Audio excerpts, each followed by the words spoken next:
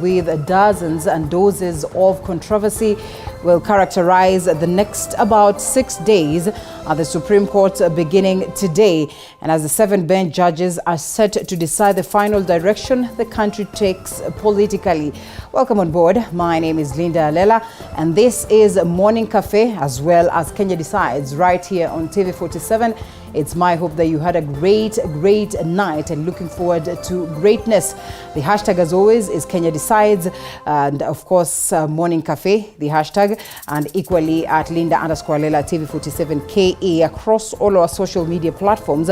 That is how you get to interact with us as we get to listen to what it is that you have to say and pack all this. And in studio, I'll be joined by constitutional lawyer Kissinger later on, as well as governance expert Kevin Osido. We'll be having Honorable Kassim Sawa, as well as the Dean of Law, that is in Nazarene University, Dr. Duncan Ojwang, and also we'll be having Senior Counsel Charles Kanjama, of course, this morning to unpack what are the likelihoods of this event that will be shaping the conversation of the petitions presented to the Supreme Court. Some challenging the declaration of Deputy President William Ruto as the president-elect, as well others quashing and countering that challenge, and so many other petitions, as I have said, about 9, with different faces and figures presenting this to counter the activities of the 9th August general election, and that's pertaining to the presidential vote. And so we'll be looking at all this, and we welcome you to be part and parcel of the conversation. As I have said, we'll be sampling some of your comments as we continue with the broadcast. Welcome on board, and the broadcast begins right away with us taking a look at what the papers detail this morning, as well as picking some news stories, and also not forgetting there's so much of politics that is ongoing, as a couple of specific regions have gone for an election. That is yesterday, Kakamega. We have seen what happened in Mombasa County, as well as Rongai, as well as Kacheliba, not forgetting Kitui Rural, not forgetting South Pokot, and so many other spots where we've had these mini elections. And we'll be having our correspondents down there to update us on what is happening with the vote counting. So make sure that you keep it right here. But before then, let's briefly look at what the Standard newspaper has to say, as well as the Daily Nation, and then as well pick some of the stories prepared by my team. Front page of the Standard newspaper, and we are talking about Sakaja, rolling down and getting on ground and, pushing the ball rolling in terms of service to the people of Nairobi County. Sakaja kicks out KRA from county revenue collection. This is captured on page 25 of the Standard newspaper. What will that mean as we keep talking about how counties then can proceed to make sure that they collect enough revenue to sustain themselves? That then will be the right essence and the ultimate, desire for the question of devolution, as many keep asking, at what point will we have our counties, receiving money from the national government, but most importantly, this money put to use without the question of corruption, and successfully then they're able to collect their own revenue that will help the counties sustain themselves. Of course, that's what we're looking forward to in terms of making sure that devolution is a success. So just what will this move mean? As we'll be looking at that, at some point in time, we'll have a session where we'll unpack the possible reign of Johnson Sakaja. And we have security chiefs at fright of rigging claims. That's a story captured on the front page of the Standard newspaper, expounded on page 4 and 5. Head of Public Service, who chairs the National Security Organ, tells Apex Court that they were worried about tensions building in the country due to delays in announcing results and not the outcome when they approached the IEBC. Raila also says Chebukati and Ruto have failed to counter allegations of interference. And remember the claims by the IEBC chairperson that these key security bosses, proceeded to see him and were trying to coerce him as to what, direction he would take in terms of making a declaration of who is the president-elect trying to appear as though they favored the Right Honorable Raila Odinga. But then again, as the courts, the pre-trial begins today and the sessions begin right away, then we'll be looking forward to see how the courts will use these claims in terms of determining these cases or these petitions that have been presented to them as well. You know, just looking at the respondents or the responses that have been presented by the respondents. And Ruto lock out IEBC for cases or for lockout IEBC for from case. These, of course, are the ones that had a dissenting voice. And President-elect asked Supreme Court to expunge affidavits from commissioners who fell out with their chairperson. This is a story captured on page 2, as they would be called, the 4, that is led by Cherera. And so we'll be looking at how then the courts will as well use some of this information presented by these 4 to them in terms of determining the cases that have been as well presented in terms of petition to them as pertaining to this presidential vote. And also we have ODM leads in Mombasa, Kakamega races, and therefore we'll be looking to see whether such will be the case, whether this will be maintained, and whether by the time we are having the first correspondent from that end, then the tallying process will have ended. Poll results of the races as at around 11:30 p.m. we had 64,736 number of votes scored by Abdul Swamad Nasir of Azimio la Umoja, as well as 53,562 number of votes scored by Hassan Omar of Kenya Kwanza. And on the other side of Kakamega County, we had 23,265 number of votes scored by Fernandez Baraza of Azimio la Umoja, and on the other side, Cleophas Malala of Kenya Kwanza getting 14,603. And so we'll be looking to see what plays out as of this morning. We have our very own Violet and Micah Guongo in Kakamega County, as well as Patronila Goren and Joash Onsare in Mombasa County to give us updates of this, as well as the numerous other sports where we had mini elections ongoing. Those are the key stories as captured. Also on the front page of the question of the global fraternity, Russia, China to hold war games as UN inspects nuclear plant. And the drills will be conducted at 7 firing ranges in far eastern Russia.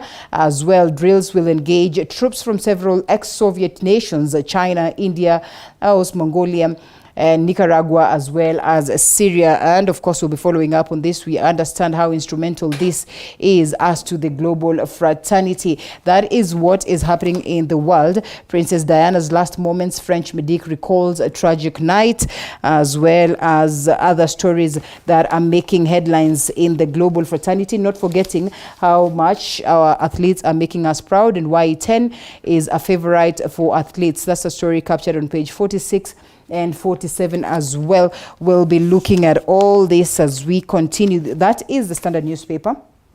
Let's take the Daily Nation, see what the front pages detail this morning.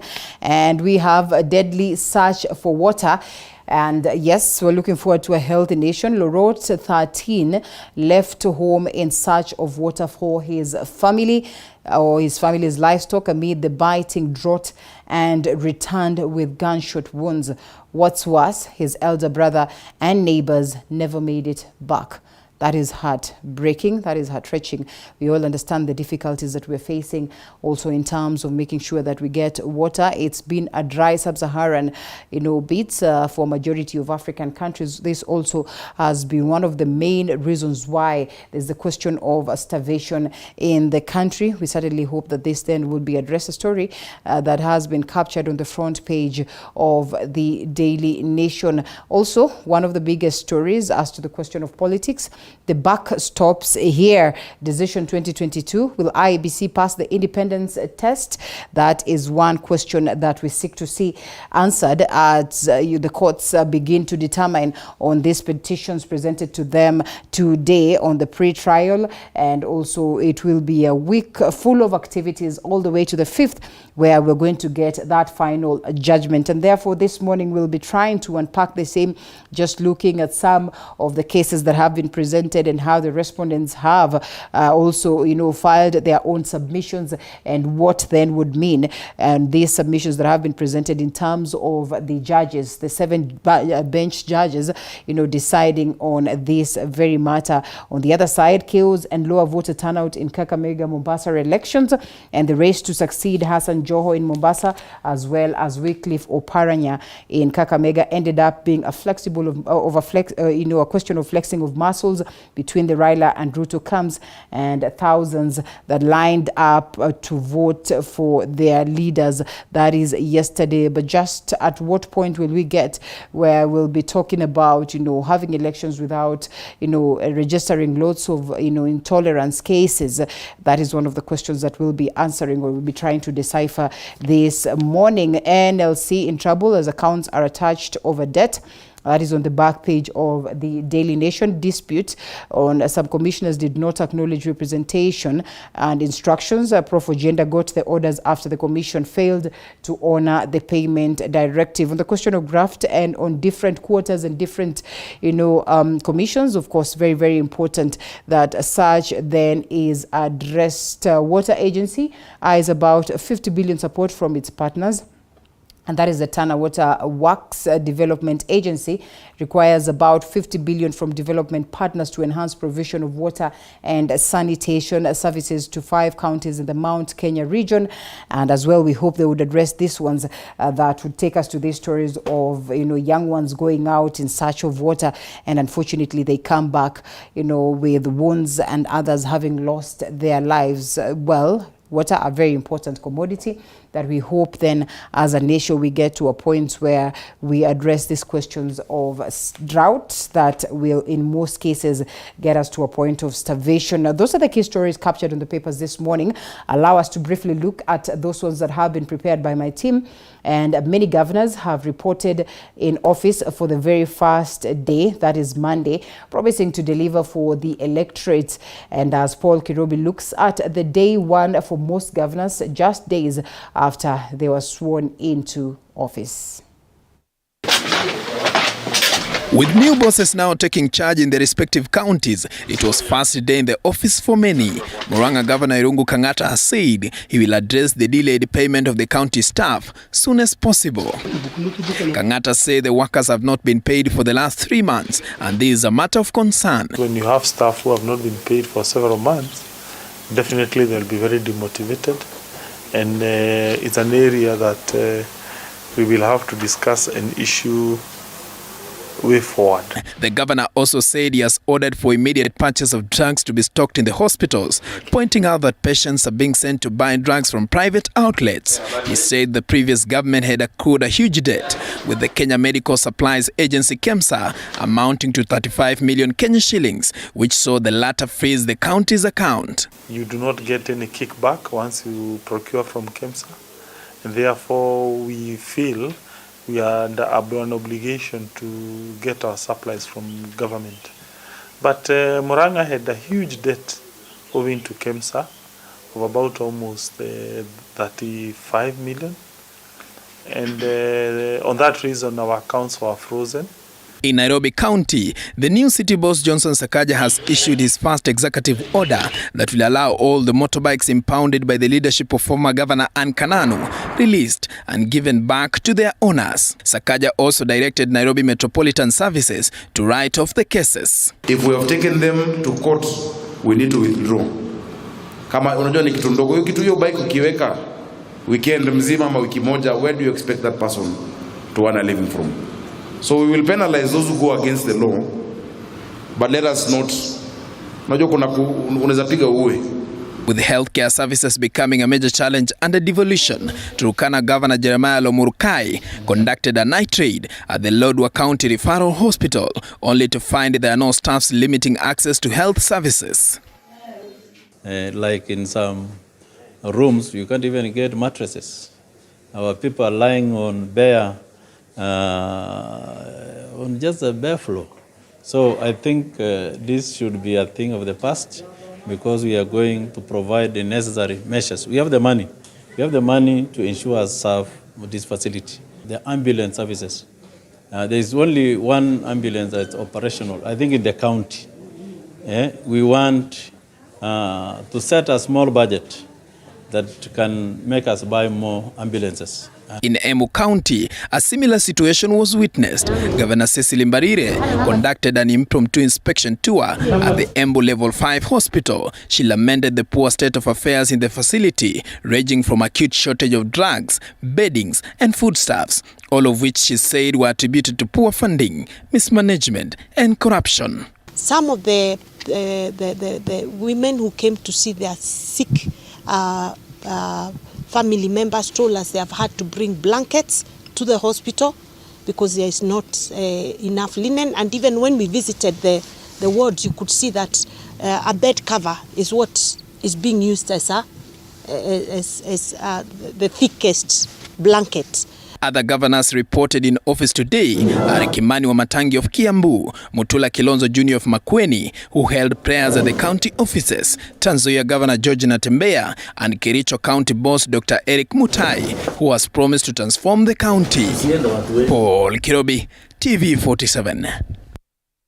And senior magistrate at Kikuyu Law Courts, Catherine Mburu, has directed the police to exhume and conduct postmortem on the bodies of Liam Gishohe and Valeria Mudhoni in a case involving a suspected minor serial killer in Kikuyu sub-county. The magistrate has further granted the police 14 days to conduct further investigations and mental assessment on the accused, with the suspect set to remain in police remand at Kabete Children's Remand Home for the next 14 days. Zainab Mohammed with more.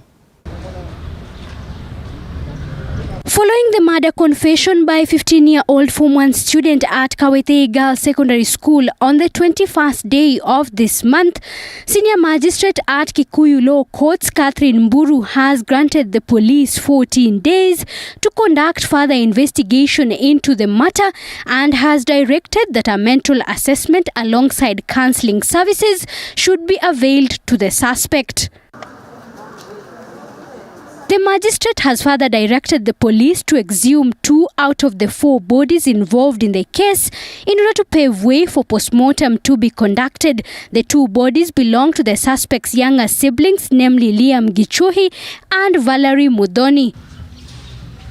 She has also directed that a fresh confession by the suspect should be taken in front of a chief inspector in order for the confession to be admissible before the court. The suspect will remain in police remand at Kabete Children's Remand Home for the next 14 days, with the case set to be heard next on the 12th day of next month.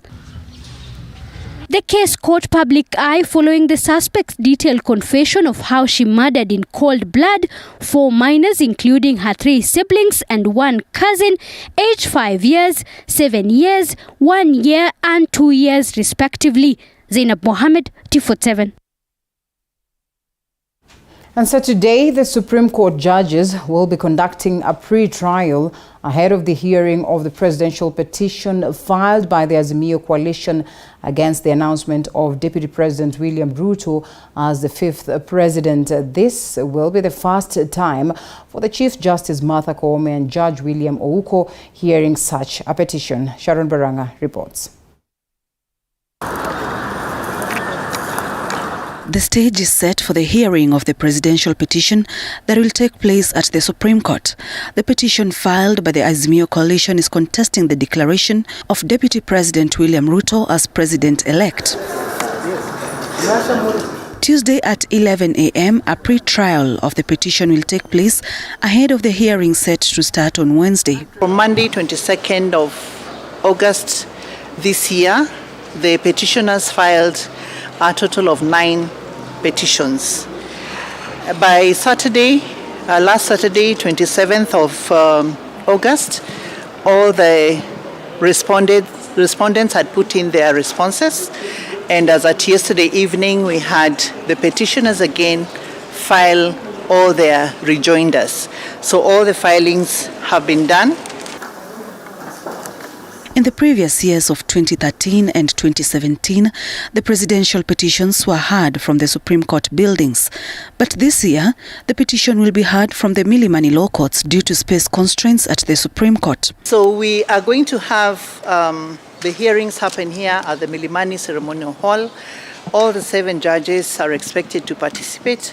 Remember, in the last season, we only had 6 judges participating. This time round, we expect all of them to be present. We have some observers, judges from the Commonwealth countries, led by the retired Chief Justice of Tanzania, Honorable Mohamed Othman, among other judges who will be joining us. We also have had quite a number of interlocutory applications that have been filed by different parties. There are those who are asking to strike out the petitions. There are some who are seeking to be included as interested parties. There are those who want to be included as amicus curiae or friends of the court. There are some who are seeking different orders relating to the scrutiny of the votes. So these applications are being considered, and all the rulings will be delivered to the respective parties electronically. The Kenya Kwanza coalition has lined up a team of 54 lawyers and at least 5 technical members to battle the election petitions. Azimio la Umoja One Kenya, on the other hand, will be represented by a battery of 38 lawyers. Each side will be allowed 4 lawyers who will be present inside the court during the hearing of the petition. Kenyans are advised to follow the proceedings through the media. Obviously, not everybody will be allowed to come in. You saw that the parties have large teams, but the numbers will have to be restricted because the space cannot accommodate everybody. We will also be allowing the parties to come in. The parties that will include the petitioners, the respondents, those who want to be present will be present. For those who are not able to fit in, we have provided for extra space where you can just sit and follow through the screens. The hearing of the petition will begin on Wednesday. This will be the first time for Chief Justice Martha Koome and Judge William Ruto hearing such a petition. The presidential petition will be heard and determined by Monday next week. Sharon Baranga, TV 47. That definitely forms the basis of our conversation, and as well we'll be having coverage of that live right here on TV 47.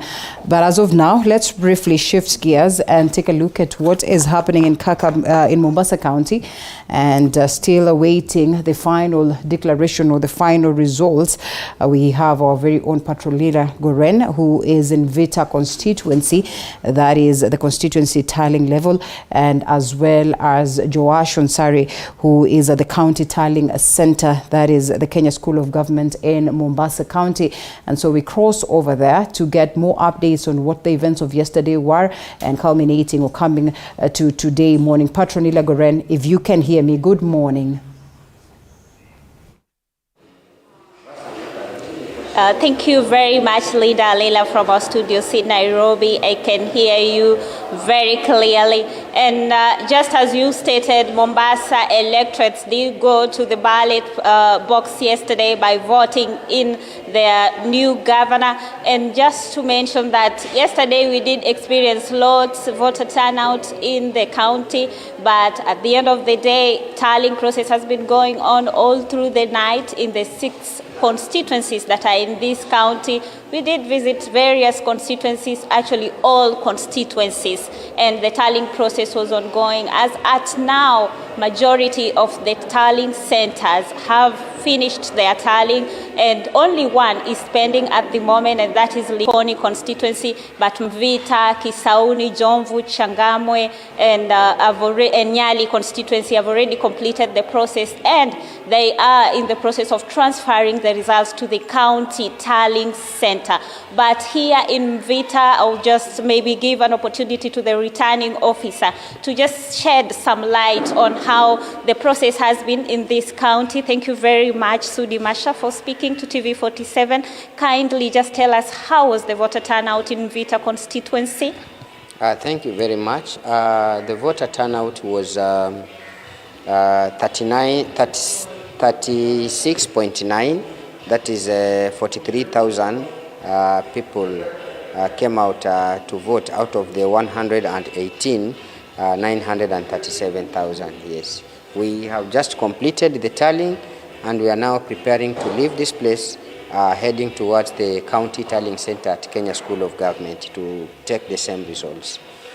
Yeah. And Mr. Masha, we've seen that the process here at your tallying center has taken the whole night. We understand that there are other constituencies that have managed to take their results to the county tallying center. Probably, did you experience any challenges? We didn't experience any challenges. It's only that we have a high number of polling stations, about 202, and the counting in the polling stations was a little bit slow, and therefore they came trickling in one by one throughout the night until around 2 in the morning. That's when the last person arrived here. So that one made us to have our tallying a little bit delayed.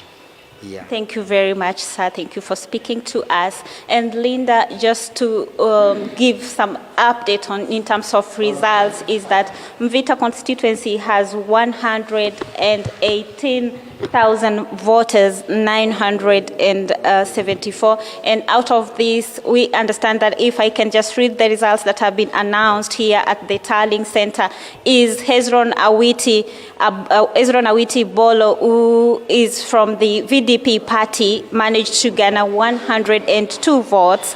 Hassan Omar Hassan of UDA garnered 19,086 votes. William Kazungu Kingi, who is the deputy governor for Mombasa County, was vying on the party ticket and got 84 votes. Daniel Munga Kisao, who was vying also for this seat, got 82 votes. Abdul Samad Sharif Nasir, who is the outgoing Vita member of parliament and now is eyeing this top seat, got 24,106 votes. Said Abdallah Omar got 49 votes. And these, Linda, are just some of the figures that are from this constituency. We understand that the results have been announced in other constituencies, and we will be able to tally all that and bring it to our viewers once we get the complete tally. Remember, it has been, I will say, it has been a very stiff competition between two candidates, that is Hassan Omar Hassan of UDA and Abdul Samad Sharif Nasir of ODM. And so we expect to know at the end of the day, and I know my colleague who is at the county tallying center will be telling us the provincial results, who is ahead, who is going to clinch this top seat and succeed the current governor of Mombasa, Hassan Ali Joe. For now, Linda, allow me to link Joash Onsare, my colleague who is at the County Tallying Center at the Kenya School of Government, where I know the county returning officer, Swalha Yusuf, is also there and is the one mandated to announce or declare the governor for Mombasa. Joash Onsare, if you can hear me, kindly update us on what is going on at the Kenya School of Government. Thank you very much, Petronilla Goren, coming to us live from Vita constituency, which is one of the constituencies from Mombasa County. We are at Kenya School of Government, Mombasa branch, here in Mombasa County, which is the county tallying center. And here we are waiting for the results from various constituencies, from the 6 constituencies of Mombasa County. And so far at the county tallying center, here we've only received the results from Kisauni constituency, which have been received here at the county tallying center. So we are waiting for other results from other constituencies, the 5 constituencies, which are Jomvu constituency, Vita constituency, where my colleague Petronilla Goren is pitching camp, so that to give us more details on what is happening from that particular constituency. And also we'll be waiting for results from Nyali constituency and also we'll be waiting for the results from Likoni constituency. So just giving you an update on the final results of the two front runners, that is Abdul Swamad Sharif Nasri of ODM, which is under the Azimio la Umoja One Kenya, and also Hassan Omar Sarai of UDA, which is under the Kenya Kwanza. And as my camera person will be showing you, the verification process is on here at the county tallying center. The IEBC officials, they are seated, and they are verifying the results from various constituencies, considering this county has 6 constituencies. And just to give results from the constituencies which have finalized their results, giving you the front runners: Abdul Swamad Sharif Nasri of ODM from Changamwe, final results, that is Changamwe constituency. He has garnered 17,740 votes, and that is Hassan Omar Sarai of UDA, which is under Kenya Kwanza, has garnered 15,898 votes. Let's go to Kisauni constituency, final results: Abdul Swamad Sharif Nasri of ODM has garnered 21,796 votes. Hassan Omar Sarai of UDA 20,750. And in Jomvu constituency, Abdul Swamad Sharif Nasri has 15,629 votes against his close competitor Hassan Omar Sarai of UDA, who garnered 11,038 votes. Mvita Tallying Center, where my colleague Petronila Goren is following up, where the exercise has already been concluded, Abdul Swamad Sharif Nasri has garnered 22,387 votes, and Hassan Omar of UDA 21,580. So what we are waiting for is the results from other constituencies, and here at the County Tallying Center, which is Kenya School of Government here in Mombasa County, the returning officer from Kisauni constituency has already arrived, and the results for the two front runners from Kisauni constituency, which is the biggest polling station, or the polling station which has the highest number of polling stations here. Abdul Swamad Sharif Nasri of ODM has 21,796 votes, followed by Hassan Omar Sarai, who garnered 20,750 votes. So we are here at the Kenya School of Government, where we are keeping an eye on what is happening, so that we can be able to update you, our view, on what is happening, and also giving the final results. When we were talking with the county returning officer, that is Swala Yusuf,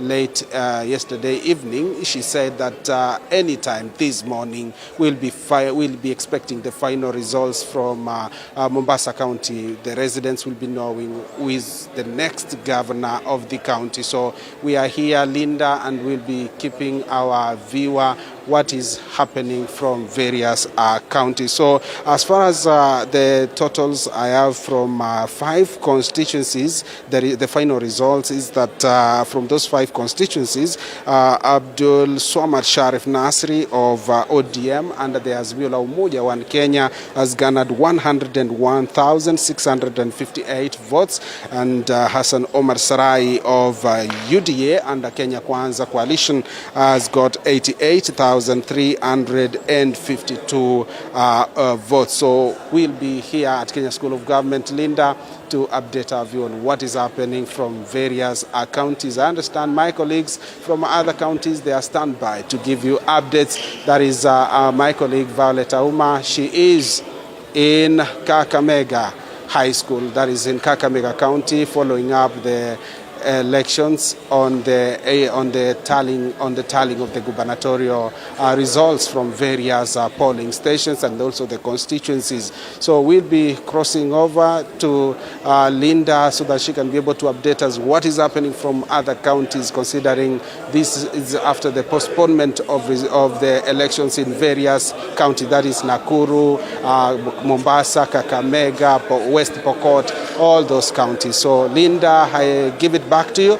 Continue updating our view on what is happening in other counties. Back to you. Well, thank you so much. Thank you so much, Joash Onsari there, as well as Petronila Goren, giving us updates of what the tallying is like on the gubernatorial position election that was held yesterday in Mombasa County. Abdul Somad taking an early lead, but we'll be getting more updates, as Joash would rightfully put it. It is not just over.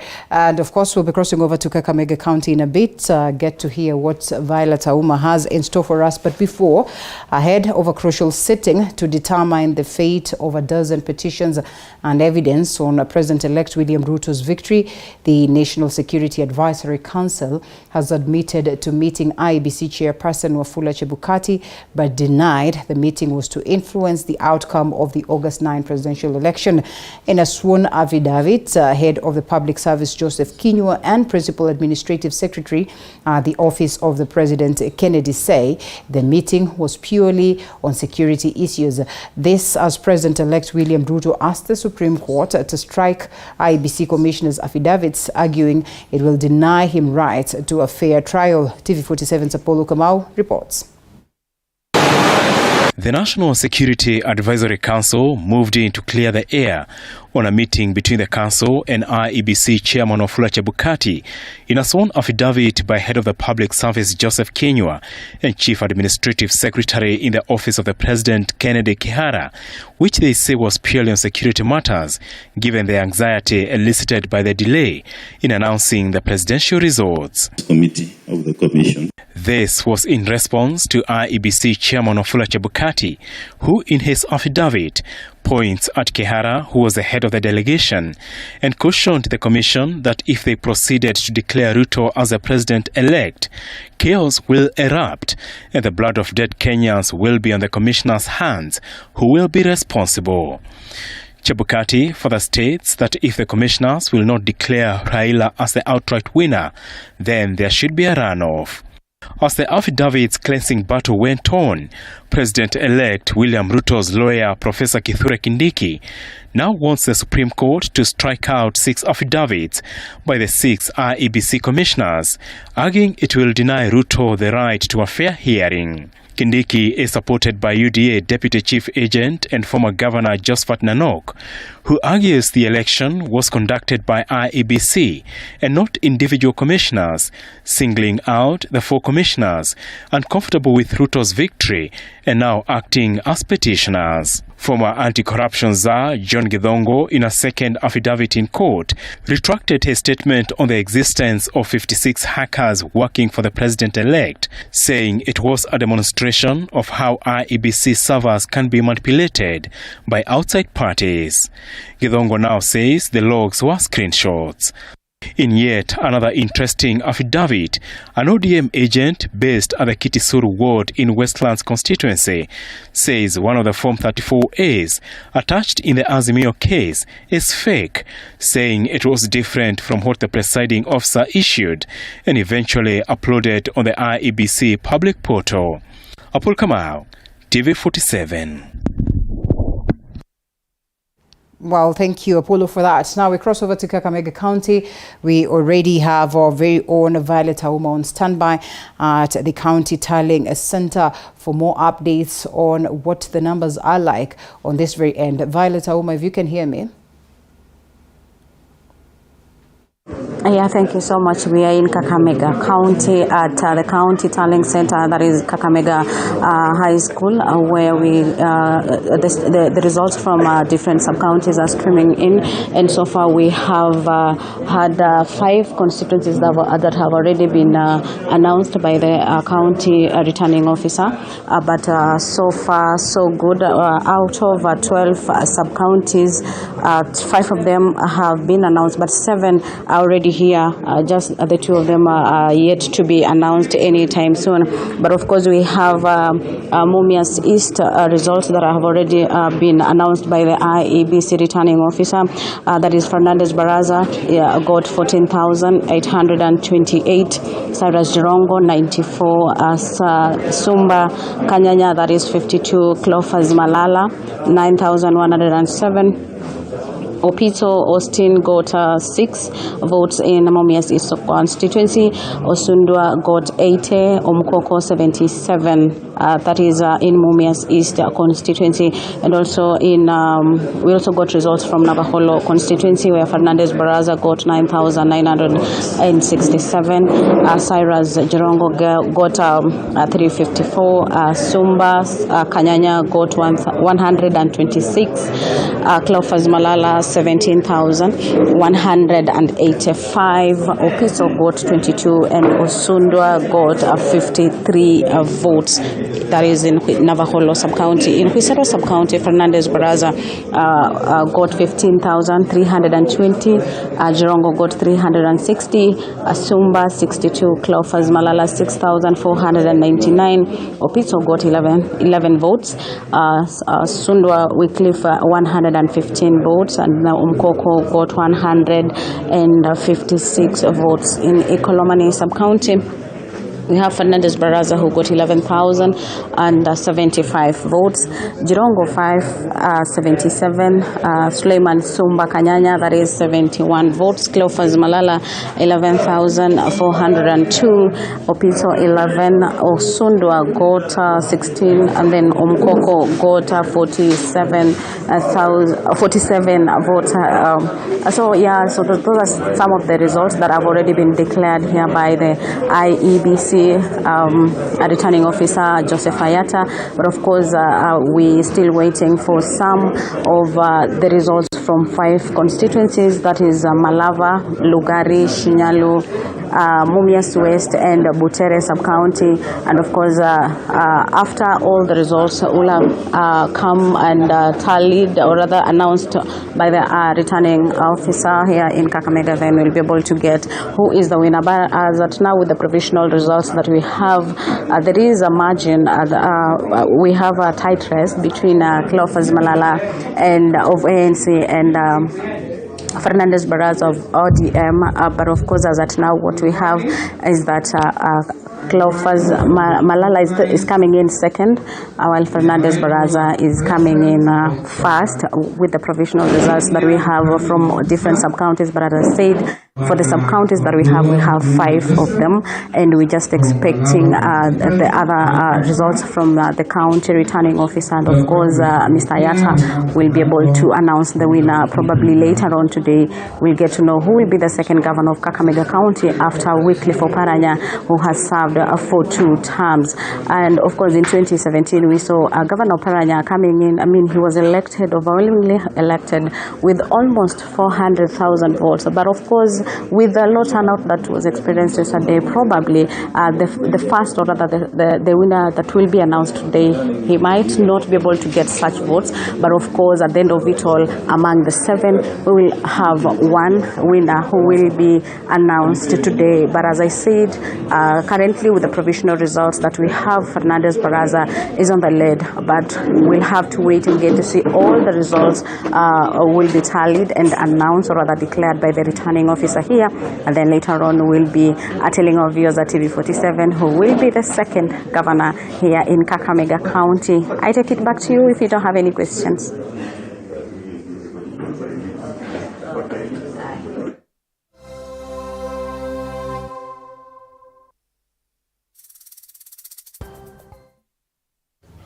All right, thank you so much, Violet Auma, right there, coming to us live from the Kakamega County Tallying Center, that is Kakamega High School, with updates on the gubernatorial race that, we had the people of Kakamega going for that election yesterday.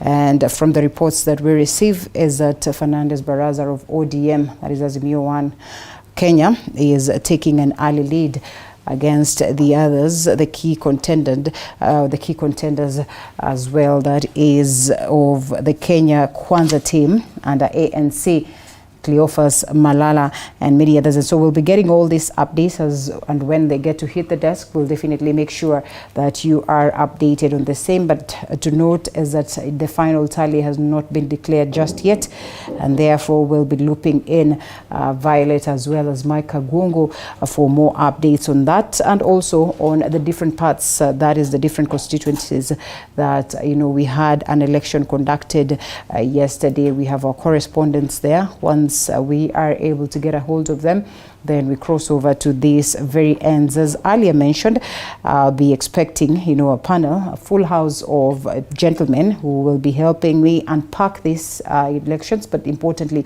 also the pre-trial slated for today as the showdown at the Supreme Court begins officially.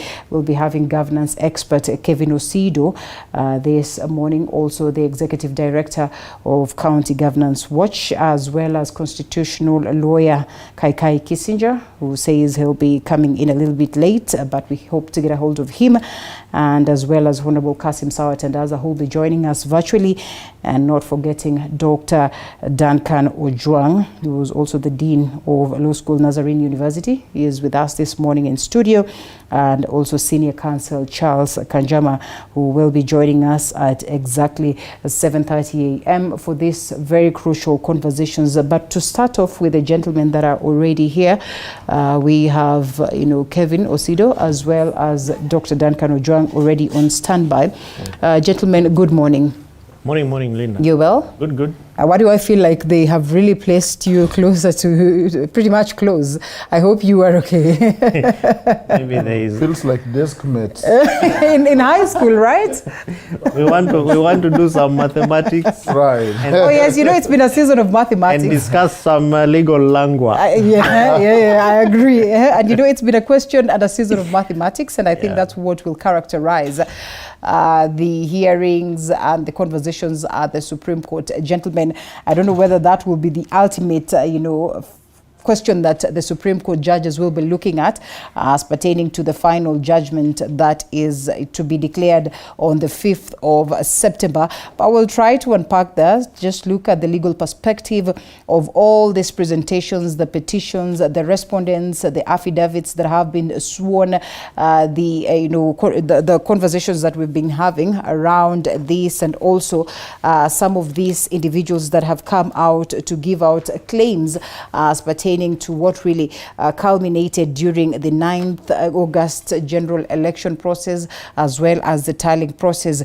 to get us to this level where this win, or declared by the IBC chairperson, that is Wafula Chebukati, is being challenged at that level of the courts. And so, gentlemen, before we get to that, I hope that we get some more of the legal minds today. We'll be having 3 of them, and perhaps we get, a clear picture of what is likely to play out the Supreme Court. But before then, these very areas that have gone to an election, it looks like from what the papers detail this morning, and equally from what it is that my team informs me on ground, the key races that we have been looking at, that is Kakamega County and Mombasa County, appear to, give some smile to the people of the blues. That is the Azimio One Kenya Alliance. Too early to call, Kevin? Thank you so much, Linda, and for this opportunity as well. Too early to call? I don't think so, because if you look at the historical underpinnings of how elections are done in Kenya, and we have said this very many times, a lot of it is normally based on political party zonings and also personalities, as opposed to principles and, of course, issues that resonate with the common citizen, or what the voters would expect to be delivered to them. Except for 2022, where Kenyans have really, in my view, gone beyond the expected. And so this election was carved through a number of narratives, and also a number of, I would call them ideological issues, because we saw the economy, cost of living, issues around youth unemployment, issues around security, issues around global community interest and investments in this country, and of course the place of Kenya in the international and the regional and international sphere. And so if you look at those indicators and those issues, how the votes are beginning to, the provisional results are beginning to show up in Kakamega and also in Mombasa, indicate that probably Azimio would have, the early lead by Azimio is not far-fetched. It probably looks like it is their zone. The people already resonated very well with the kind of narrative that they had. Historically, it's been said that Azimio presidential, Azimio La Umoja One Kenya Alliance presidential flag bearer, the former Prime Minister, Right Honorable Raila Odinga, conducts or feels much more accepted in those two particular counties. And the third thing probably would be the fact that there's a case in court, and the people from Kakamega and the people from Mombasa probably feel like we now have to show them. As much as our victory was stolen, and we hope that the issues around the Supreme Court delve deeper into the concerns around Kenya's electoral justice system, and also issues around IEBC's preparedness and all that. But probably the people down there are feeling like we must now show them that they cannot, as is normally said, tunyas. They cannot bogo us. Who do they think they are? Okay. So they probably, of course, we have also witnessed low voter turnout in those two areas.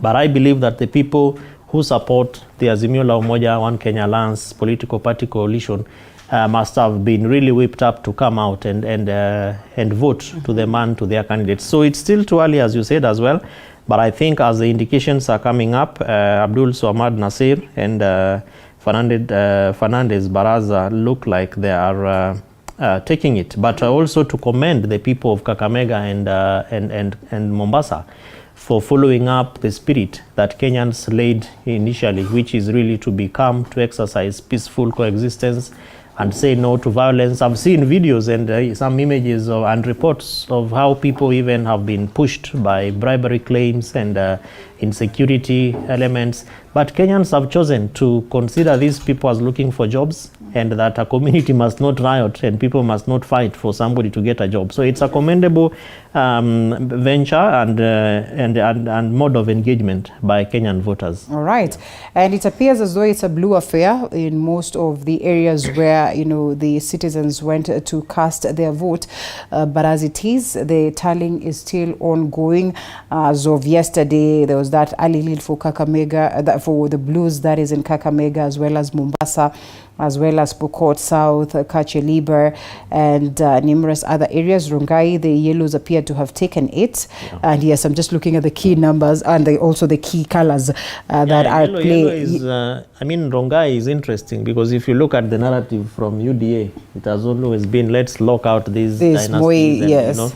And so the Moi element really is one big issue, because if you look at Baringo as well, for the senatorial position of the KANU party leader, Mheshimiwa Gideon Moi, he's also been knocked out, and so his brother Raymond from Rongai. So that interest and the narrative by the UDA coalition, in the sense that this is a game between hustlers and they are putting on yellow, and this is a game between dynasties and they are soccer attire or jersey is blue. Yeah. So let's go out there and show them again that we are the best players. And until when the referee blows the last whistle, so we can say that actually either the whistlers, the hustlers, or the dynasties had it. But I thought it was a wrong narrative for Kenya for such a time as this. But interestingly, if you look at the way politics is done, it looks like it's carrying the day in a few other areas. But also strong contenders for Kenya Kwanza, that has to be admitted, and especially in Kakamega County and Mombasa County. And there was that general feeling because, Kenya Kwanza presidential candidate, that is Deputy President William Ruto, was declared president-elect, then it would have been an easy sweep for them because no one wants to be out of government. Perhaps this is going to play differently. Dr. Ari, allow us to take a quick break and then we come back, get your submissions on the same after this short break. You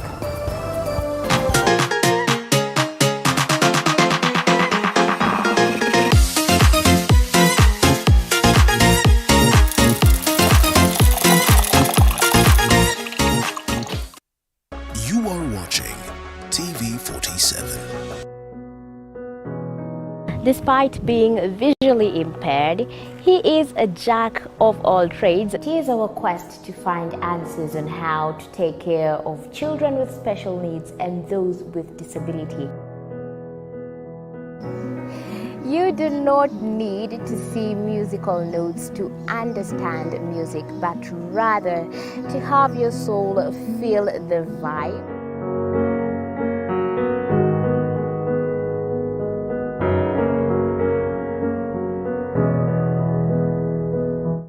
Actually, for us to make a wheelchair, we have to take measurements of the user. After doing my assessment, I get to know the parent I get to know the heaviness she's carrying. Disability comes at different stages of life.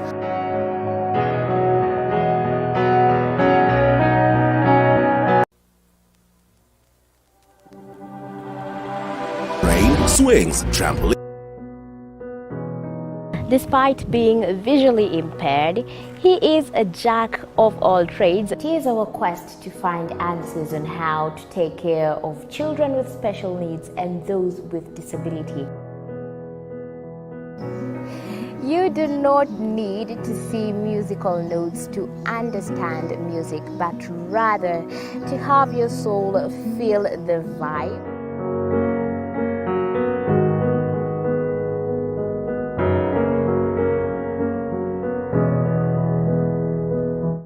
Actually, for us to make a wheelchair, we have to take measurements of the user. After doing my assessment, I get to know the parent, I get to know the heaviness she's carrying. Disability comes at different stages of life.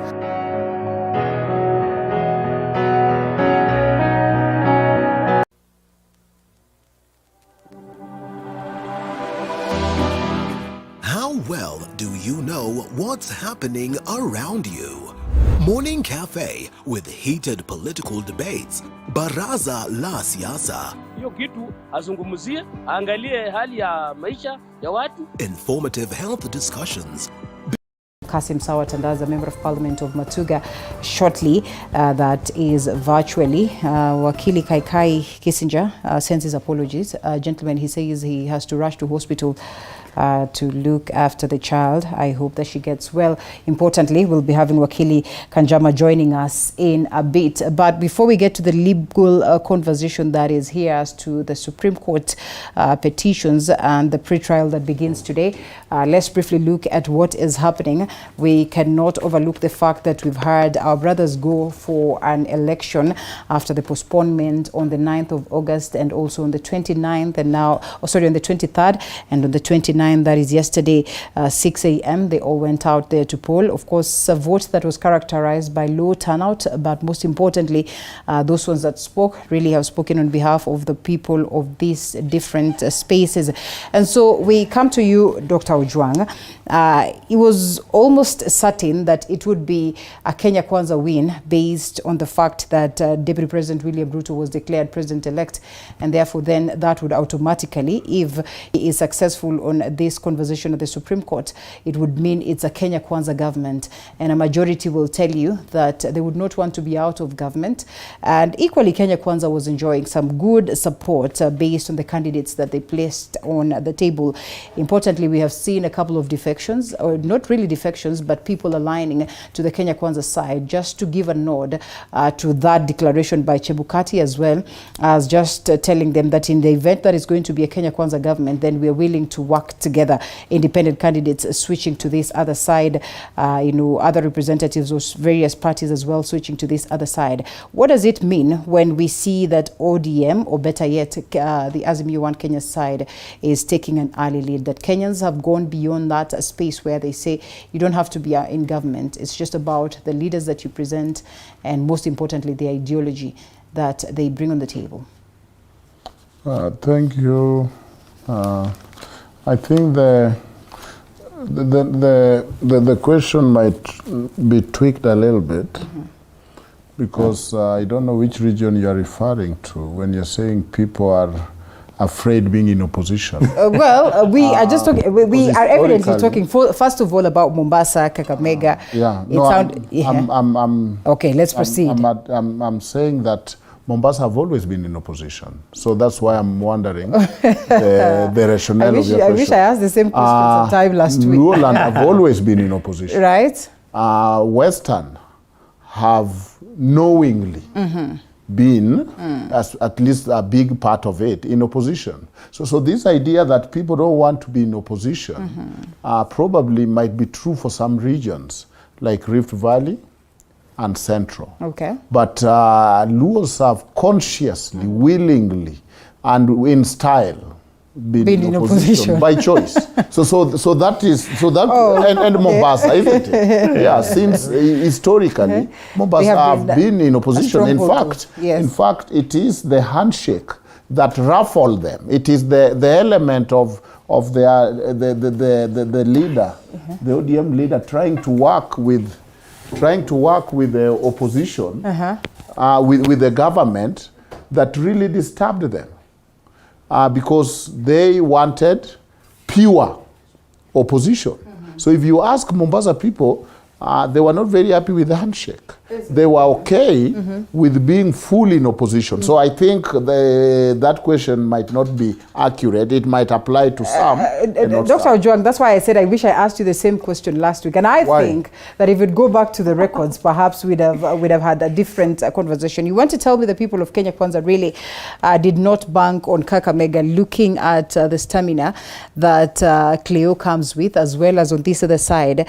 And also there was that excitement that Mike Sonko officially switches to Kenya Kwanza's side and therefore brings in some numbers for Hassan Omar. Which is true, but it was clear that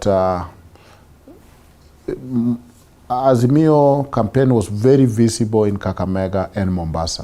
Actually more than even Nairobi, because of ODM. You know, they were not disturbed by the issue of Azimio. They were clearly ODM led. And from the results in Kakamega, in the general election, you can see the strong performance. But even beyond that, I think the idea of going to Supreme Court was a masterstroke. Because in my theory, one of the reasons that probably Azimio went to Supreme Court was for this by-election. Things would have been different if there was no hope. They didn't go to Supreme Court. It was handing over, and everything was done and dusted. The result would have been different. So I agree with you to that extent. That, but I think the Supreme Court earned very good propaganda and very good support system and hope have generated and given the enthusiasm to vote. But I don't think I will have changed my view that there are some people who are afraid being in opposition.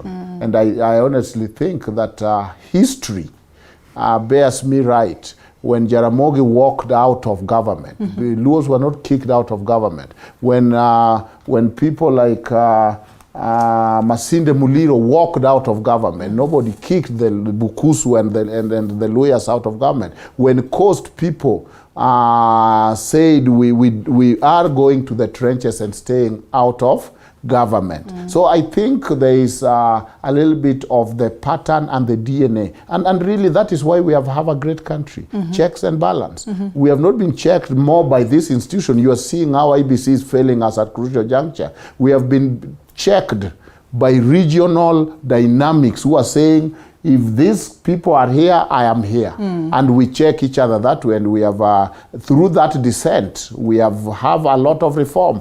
Kenya reform have not come because of the government. They have come in spite of the government, in spite of the law, because of the opposition. But I also agree that it appears that Azimio have done very well, and they most likely will win, except that, in Rongai, that almost sent the dynasty, the dinosaurus route.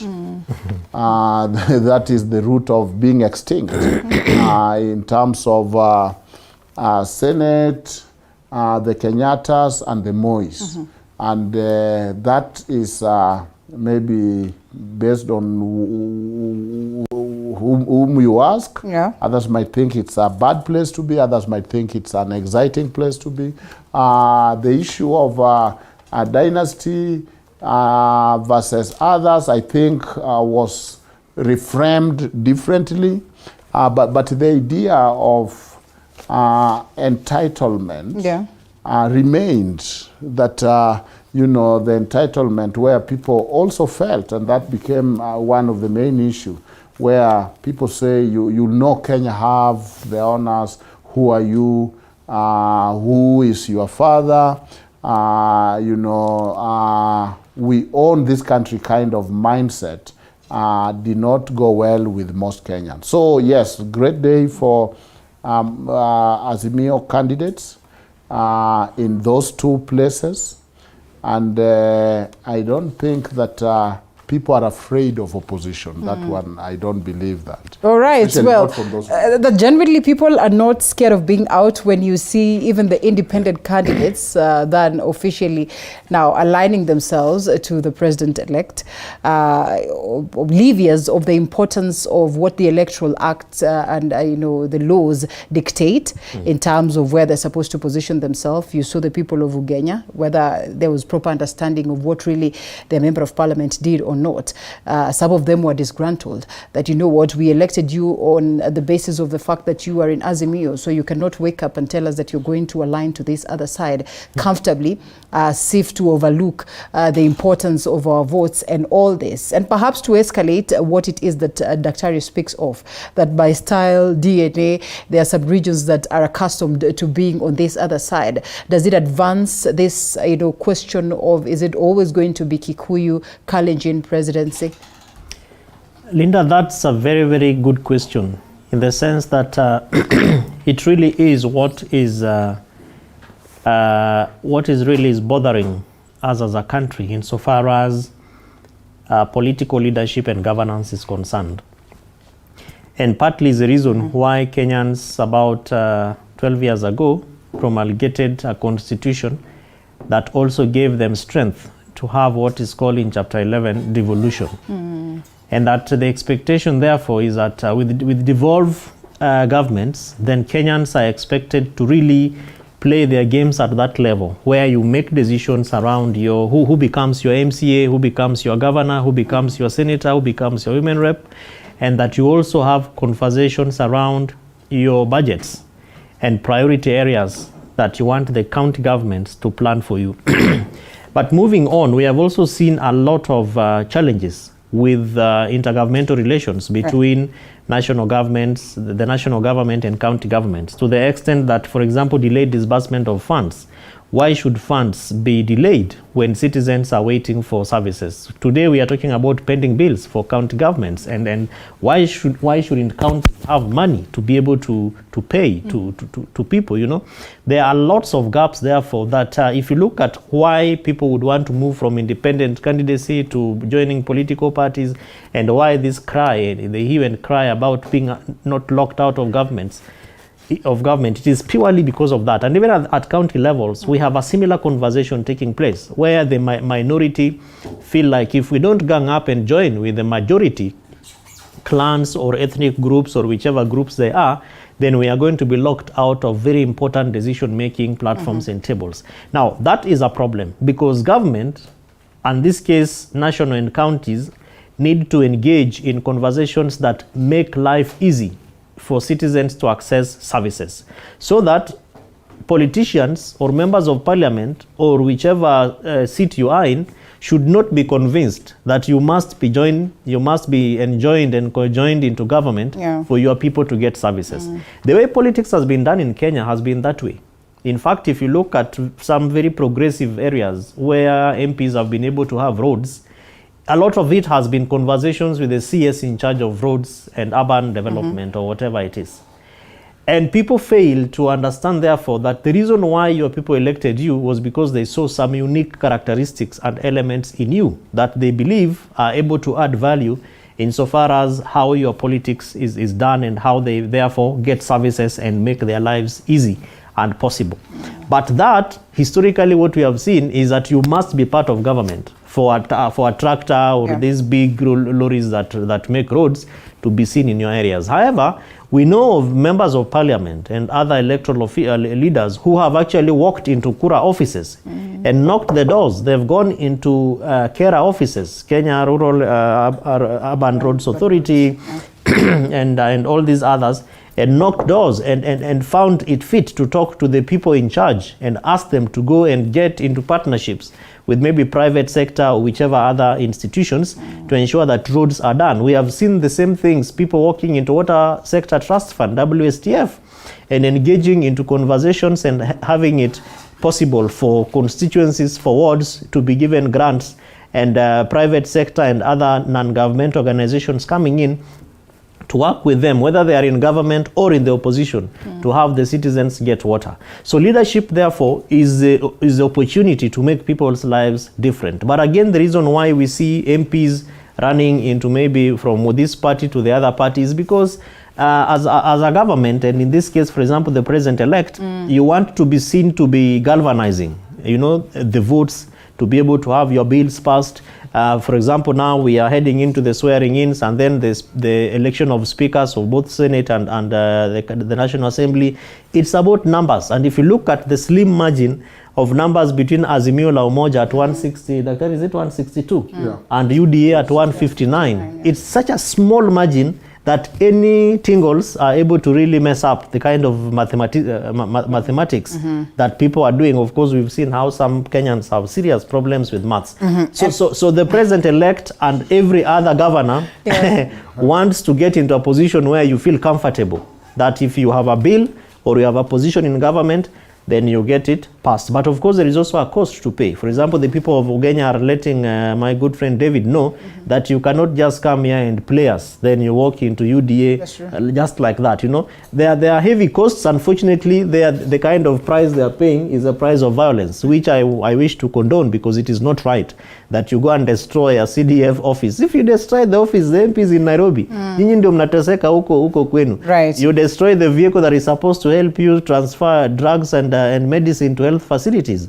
The gentleman is in Nairobi, you are in Ugunja, Ugenya, where you are. The problem really is about the place of leadership and how citizens relate to the leader and the projects and programs and projects of that element of leadership. All right, and perhaps this helps me then rephrase my question, that it was very, very important, whether in government or not, yes, for these two individuals, that is Right Honorable Raila Odinga and Deputy President William Ruto, to be successful in terms of getting more numbers, whether at the level of the gubernatorial position as well as the National Assembly, at the county assemblies, because we understand how it is good to have a majority in terms of when it comes to the bills, in terms of when it comes to pushing some agendas and ideologies, it becomes easy for a president. And therefore, we cannot overlook the fact that both sides really put up a fight towards garnering these key areas. And I mean,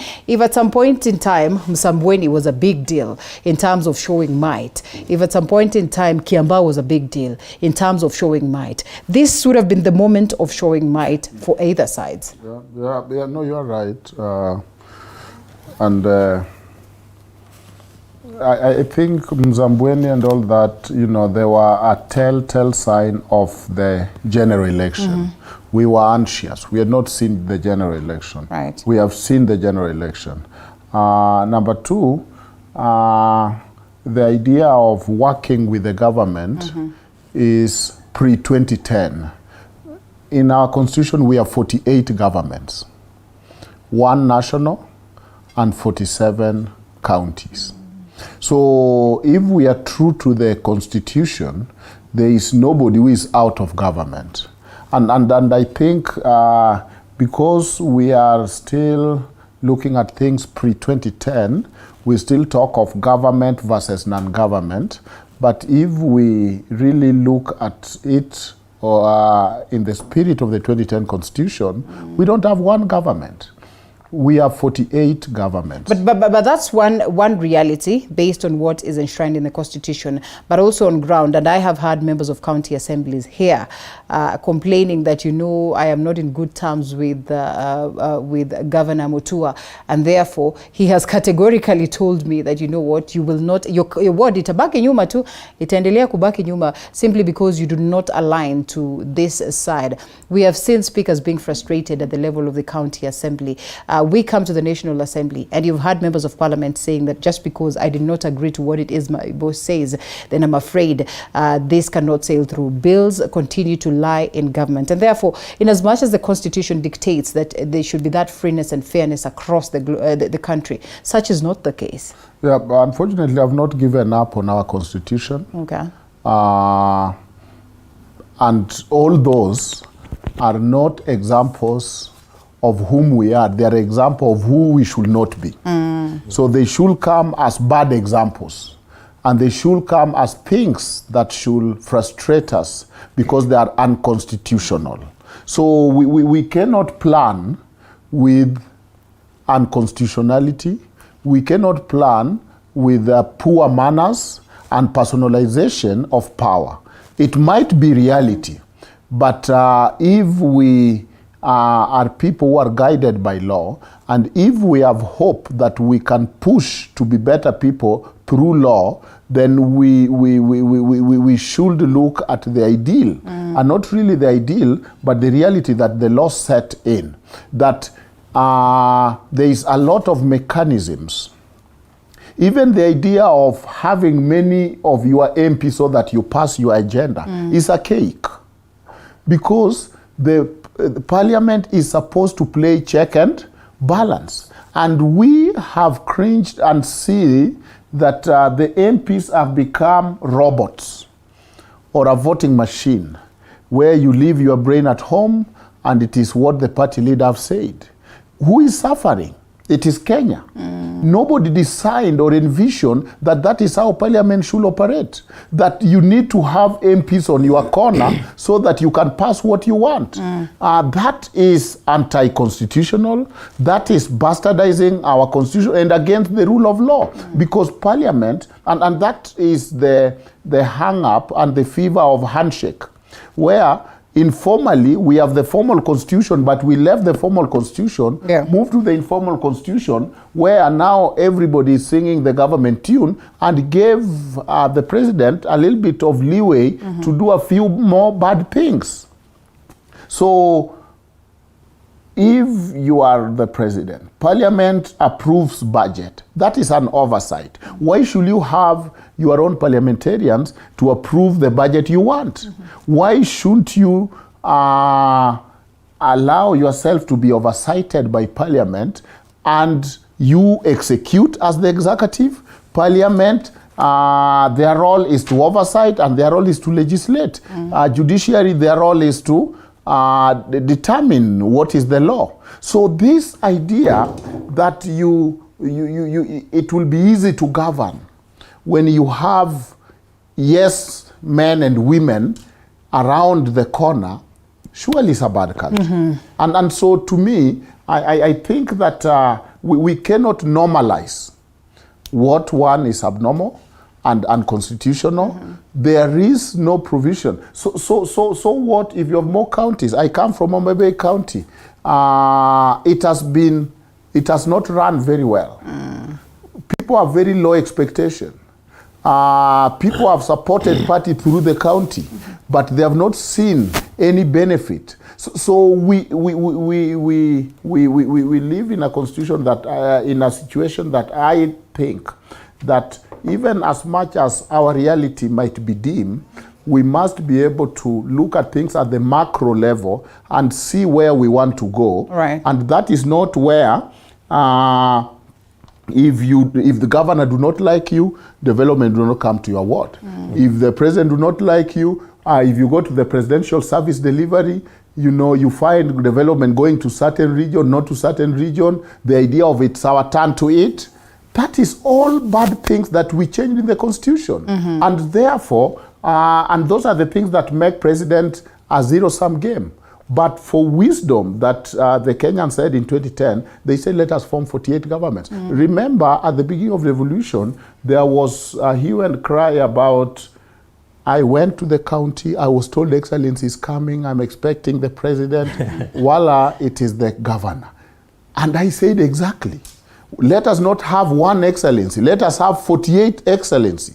Let us have 48 first ladies. So that in Homa Bay, even if I don't have a president from my region, I have an Homa Bay governor who is His Excellency. If it is a matter of optics and I want to see chess cars, let him be given the chess car. All right. And that, in its essence, is the idea of self-rule and self-determination that our constitution set to undertake that at the end of the day, government should be at the lowest level. But I think, as we sing in our church, prone to wander. We are always prone to think of the government as 60s, 70s. Right. Far from it. Right. Okay, and let's allow Honorable Kassim Sawa Tandaza join us now officially.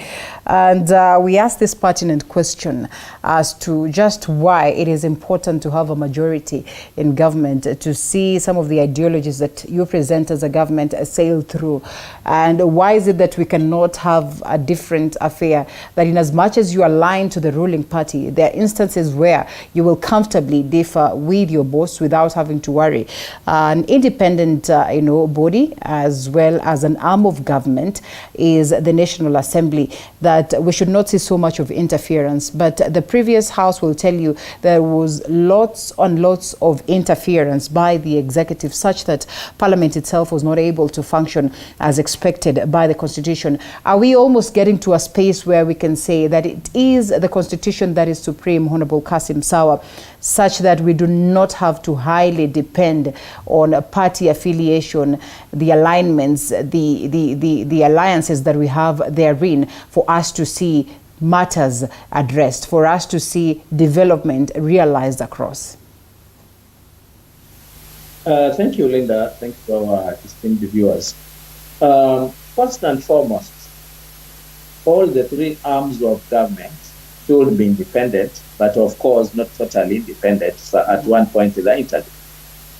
Secondly, when it comes to the National Assembly, where we are composed of members from different political parties and independents, remember, right from the onset, we have parties with their own manifestos and with their own policies. Parties go into an election with promises in which they will be able to fulfill once they are in power. So the executive basically is the political party which is in power. The president, if we start from the presidency as the executive, then in most cases he belongs to a political party. It has not happened that we have a president as an independent. So he has his own policies and manifesto. He would want to fulfill that. The other members from other political parties, as they were campaigning, they were also having their own manifestos and policies. If they are the same, well and good, but in most cases, you will campaign against the other manifesto. When we say we would want to reform PDC, for instance, in Kenya Kwanza, others might say, no, this is the best that we have and it will continue. So the moment we're in power, then we'll want to implement our manifesto. And that is where now the problem, it's not really a problem, but that's where the divergent views will come in.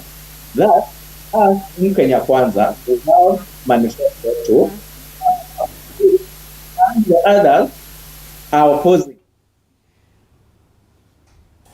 Well, unfortunately, the connection is not so good, but we can take a quick short break and then try to fix that. We come back with more.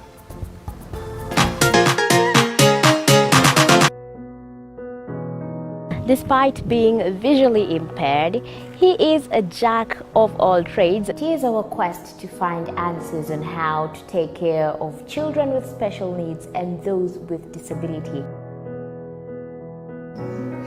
You do not need to see musical notes to understand music, but rather to have your soul feel the vibe.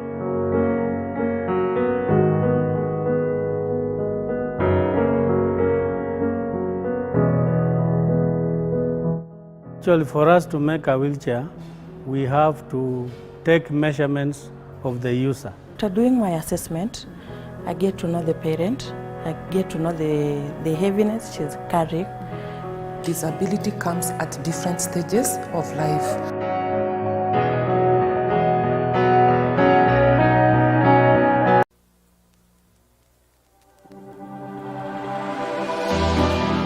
How well do you know what's happening around you? Morning Cafe with heated political debates. Baraza la Siasa. Hiyo kitu azungumzie, angalie hali ya maisha ya watu. Informative health discussions. Business. Farming.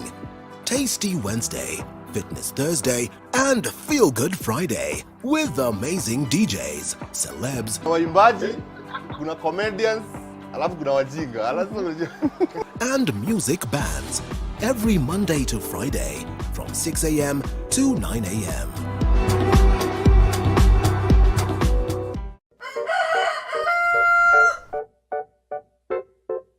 The next set of millionaires are farmers, as we know agriculture has been and still is the backbone of our economy.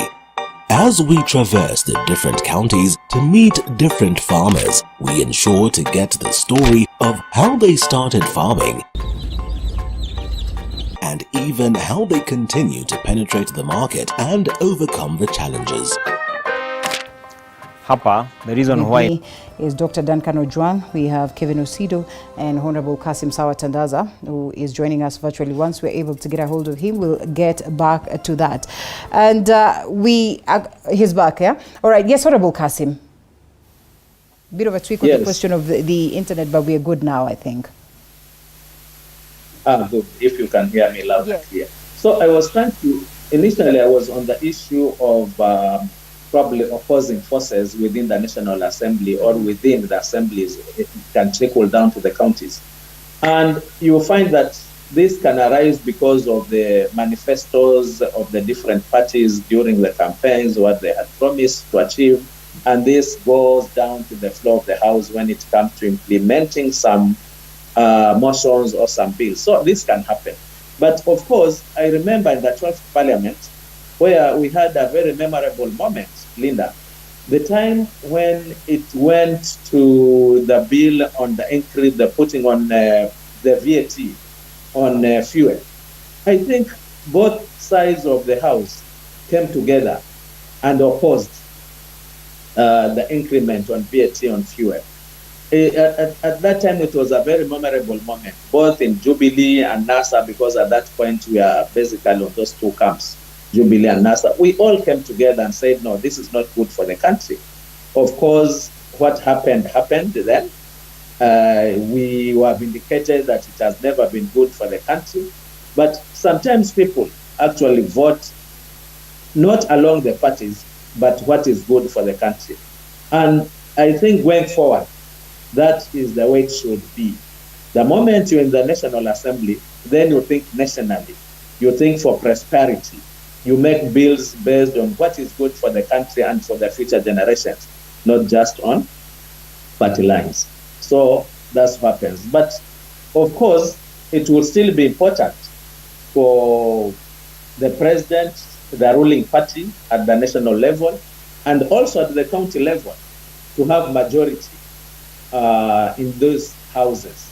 Because, as I've said, it will reach a point where you would want to implement your manifesto. And since Kenyans are politicians right from the word go, the loser will think about 2027 right from the 9th of August or 10th of August, the moment the results are announced, and would want to discredit, would want to cripple you, which is not the right way. I think the previous speaker put it very rightly, that what we are seeing is not the right way, but since we do it that way, then it becomes quite premium that one would want to have the majority at whatever cost in these houses, so that in case the other side does not see sense, which they should, but they have refused because of party affiliation, then you still can have your way. And thank God, as we proceed, I believe we are heading there. And with the independence, I think now, with the increase in numbers of independent candidates winning, going into both houses, I think these should be the people who will now, in future, be moderators of the debates, because they can actually, if they are critical mass, they can actually think independently the way they were voted in as independent, and actually push the better agenda of the day in the houses, because they are not affiliated to any party. They will just say, this bill or this motion, this bill is good for this country.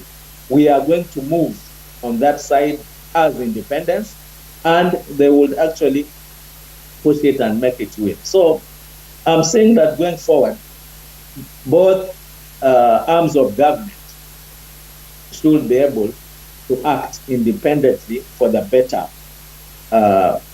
of the country and to the nation as a whole. Well, and we'll be coming to you to get your view on the current, tallying of the mini elections that we have witnessed in different parts. But then again, we come to you. And it is interesting that we look forward to a space where we'll say we implement the constitution without having to worry who's in government, who's the head of government at the national and also at the county level, and that Kenyans are able to enjoy a balanced aspect of, development across.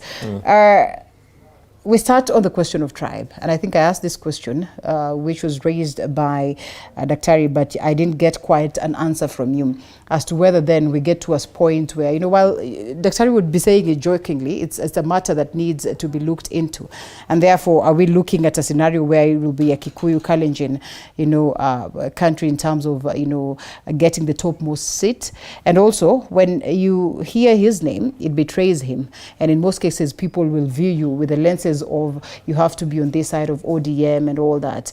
But perhaps he's defied the odds. Perhaps he's taken a different direction and a different stand, something that is pretty not common. If you ask some of these ones that are on this other side, they tell you it's because, well, I was on this other side and they disappointed me, I'm disgruntled, and therefore I switch gears to this other side.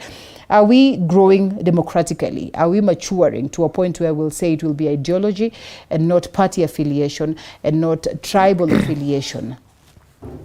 Linda, we are growing. And if you look at the manner in which, and as I said earlier on, the manner in which the 2022 election was conducted, Kenyans to a greater extent went beyond the tribal line. The ethnic card was not as pronounced. And that's partly why even the strategies, the strategies and the strategic thinkers of political parties and the coalitions went beyond inviting people into rooms who are regional kingpins.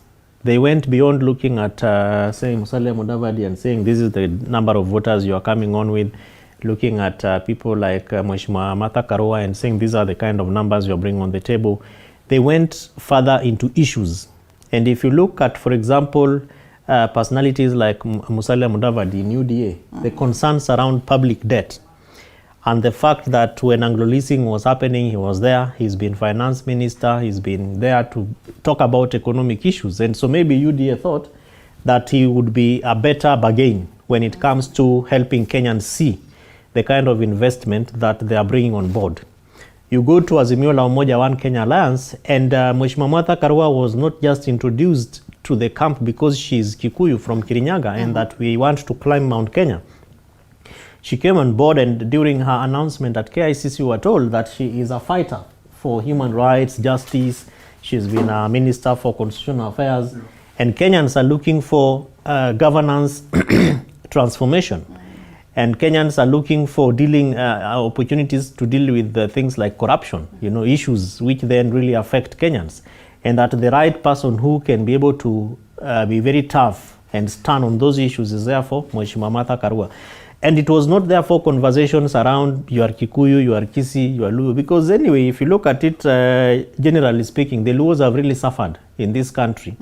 And that really is what, to a greater extent, places them to a corner where you look at a Luo and you say, wewe ni opposition. Not by choice, as Duncan Ojwang would say. Duncan, and by for example, if he tells you his story on how he walked out of ODM, having run for office in Homa Bay County, right, a lot of times is because you are a good brain, you have something to offer, but people can't see it. Maybe because the people who should be seeing it don't like good brains. They don't like intelligent people around them. They like baboons and people who say, yes, sir, yes, madam, jump, how high, lie low, how low.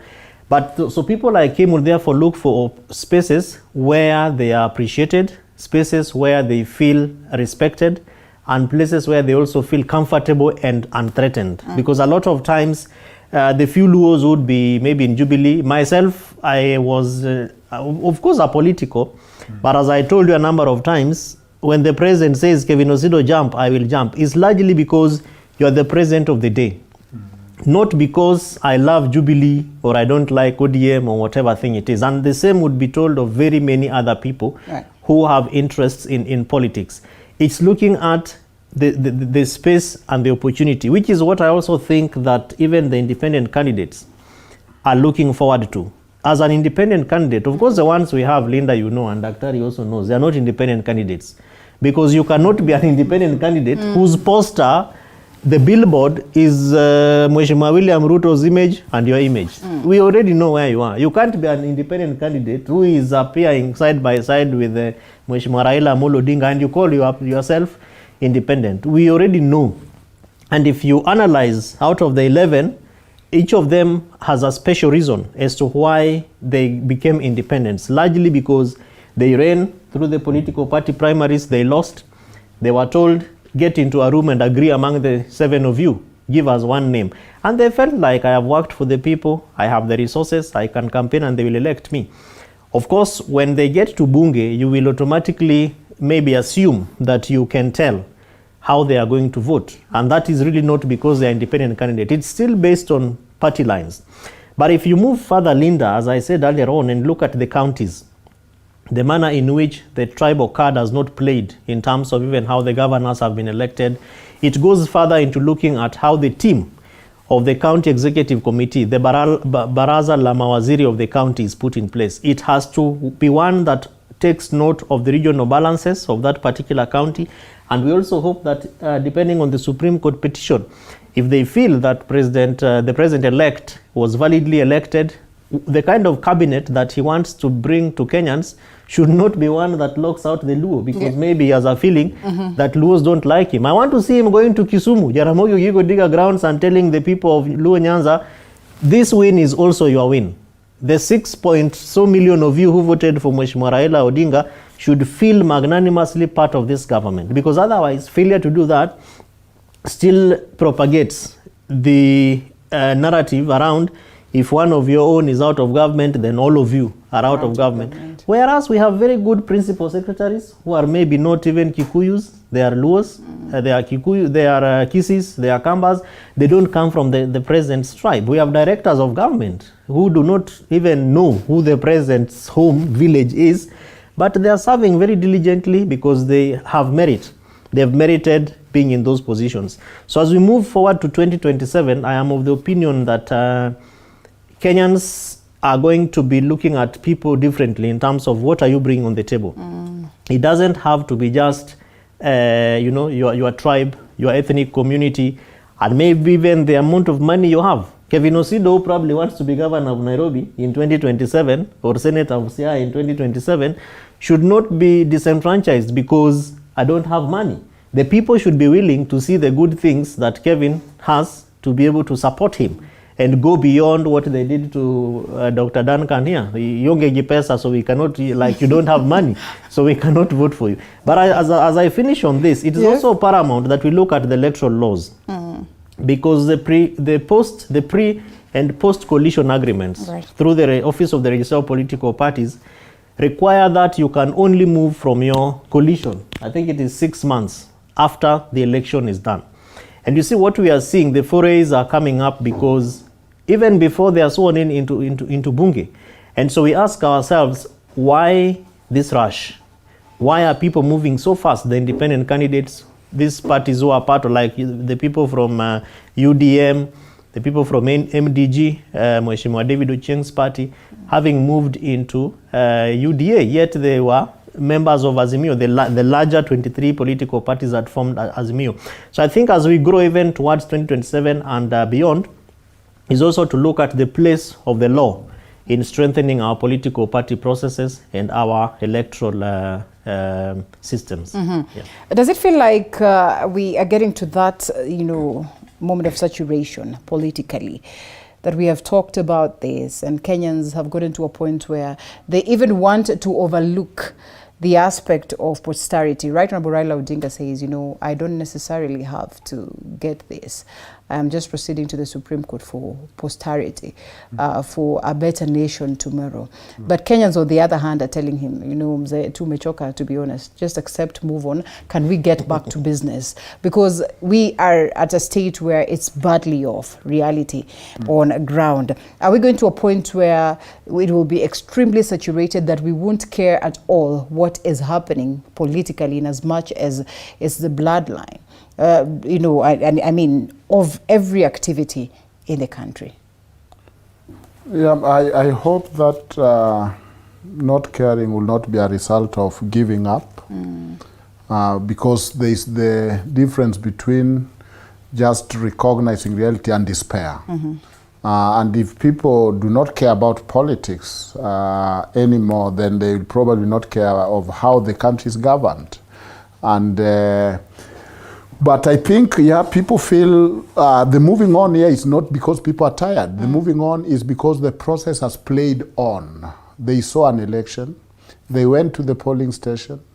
Some of us who vote in our rural places stayed there, watched the counting of votes in our own vernacular, because we were all from the same cloth, and it was counted a chiel deck. It was put in Form 34A, brought to the constituency, brought to Bomas. So when we hear stories like hacking, we roll our eyes because we saw the voting was manual, the counting of the votes was manual, and we saw what happened. So I don't think it is just tired saying, you know, you just go with it because I'm tired, you know, like you have chased a thief and then it reached a point where you can't chase the thief anymore. I don't think that is the scenario. The scenario is people are satisfied, albeit to some extent, not fully, but they are saying, I saw a due process. I saw the process that brought in the new government and the new senators and governors and MCA and MPs. It might not be perfect, but I think it is something I can live with. That is a different story. But again, back to the question you were asking, you know, some of us were socialized to think individually but act as a community. But there are others who think like a community and act individually. Right. To that extent, I don't think that people are necessarily out of ODM because they don't like a certain candidate or even the leader.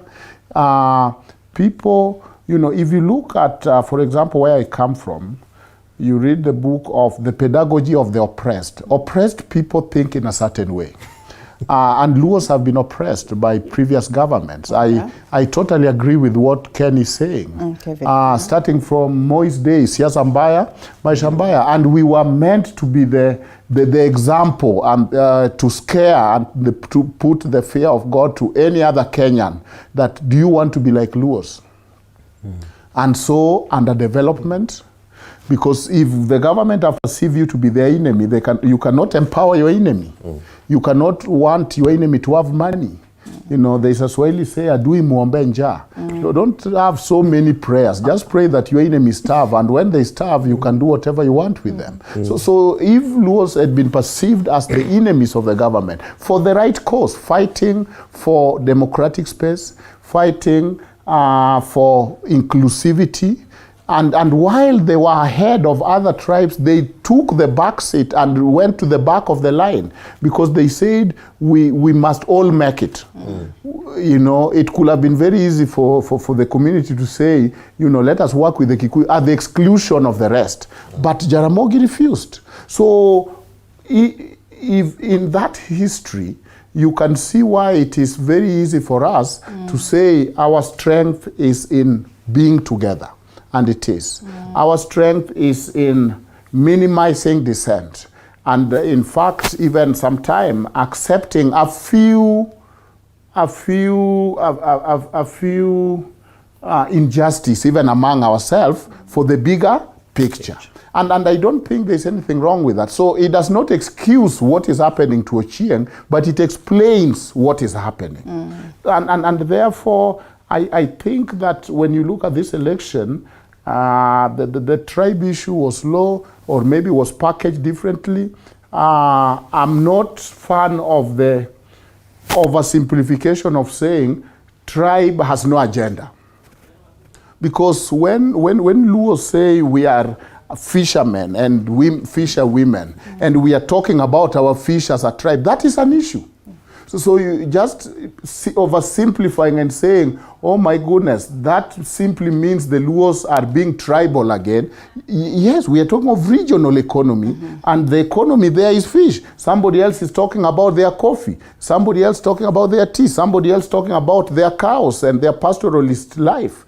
So our way of life is embedded in our economy, is embedded in our culture, is embedded in our region. And therefore the oversimplification of this is simply tribal, as if there cannot be agenda within tribe, I think is oversimplification. Well, the Coastarians will tell you that in their blue economy, what they've read in, unfortunately, they do not get to benefit much. And I think, Honorable Kassim, yes, briefly. No, briefly, yes, because I love that topic. Yeah. I've read a lot about Professor Ali Masrui, who talked about internal colonization, because the things in coast do not belong to Coastarians. And you know that Professor Masrui pushed for Majimbo, and we are now seeing devolution. The latest newspaper which Professor Masrui wrote was answered by two prominent professors. Was answered by Professor Nyong'o and Professor Kibwana, who told him off that Kenya must remain united and centralized government. Little wonder, the first two are the governors. Right. Kibwana is a governor, Nyong'o became a governor, while the idea that was being propagated by Ali Masrui, they both came out to say you are dividing Kenya.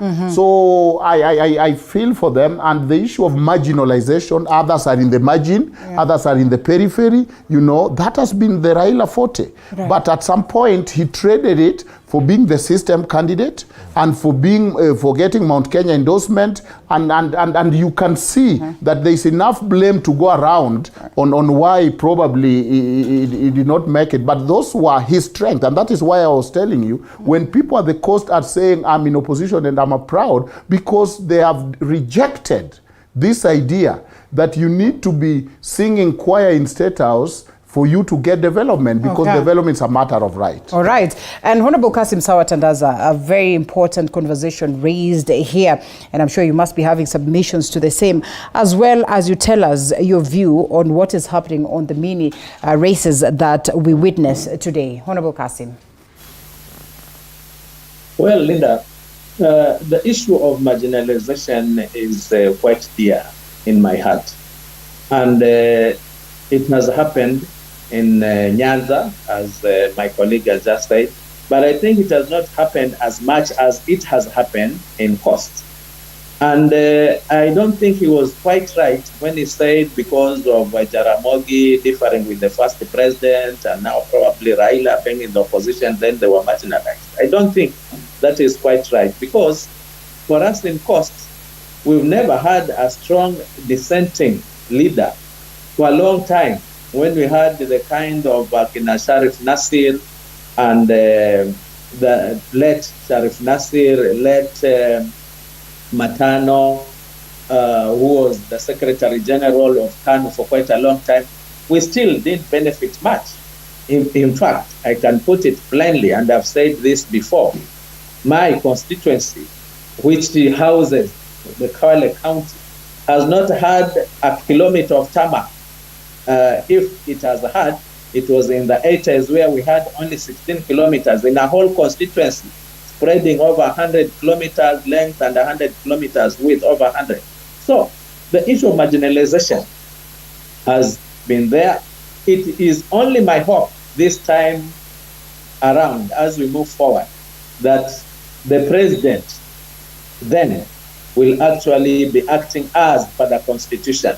Because this has been selfishness of the person, of the individual who is at the top. When we had the first president, Mzee Jomo Kenyatta, basically everything went into central. When we had the second president, the late Moi, basically Rift benefited immensely at that point. And then we went back again to central for another 20 years. And now not quite sure where we are heading, hopefully, with the Kenya Kwanza government. But what I'm trying to say here is I think it boils down into the individual, that us, as Kenyans, or as an individual Kenyan would not be able to appreciate that Kenya is one. All Kenyans deserve development equally. And unfortunately, we are now having the majimbos, as my colleague has just put it correctly. But it has again translated from the top to the governor, where he also thinks that development should go into areas where he thinks he was voted for, not realizing that a county is also one. Everybody in that county deserves development. But at this point, I'm optimistic that Kenyans as a whole should be able to appreciate that Kenya is one. When it comes to the county is also one. And politics comes and goes. The moment you vote a leader, we should forget about politics. We should implement what is good for the people. You have asked about the many polls that have been just been concluded. Kenyans have a right to vote a leader of their choice. And up to this point, where Kenyans have voted on a free and fair election, because that is where we should start, that when we approach the election, the IBC should have prepared themselves in a manner that they are going to deliver a free and fair election. And this is what we've seen largely in these elections. An election where basically it has been peaceful from the campaigning up to the voting, up to the counting, up to the announcement of the results. To me, I think that is the biggest win in this election. Otherwise, in every election, definitely there will be winners and losers. And since we have a cycle of 5 years, then we should be able to say, let's move on with our lives, and we live to fight another day. Otherwise, to me, the happiest moment of this election is the peace that we've been able to enjoy, unprecedented peace for the last years or so, where we've been able to carry our election in this manner. All right. Yes, Honorable Kassim, right there from Matuga. That is the Member of Parliament elect of Matuga constituency. Allow us to introduce and acknowledge the presence of Senior Counsel Charles Kanjama. Thank you so much, Senior, for finding your way here. In a bit, we'll engage you as well as listen to what it is that Kevin Osido has to say as pertaining to the question of marginalization, and especially the coast region. As again, we now steer the ship to the direction of speaking of what is set for the Supreme Court showdown as the pre-trial then begins officially.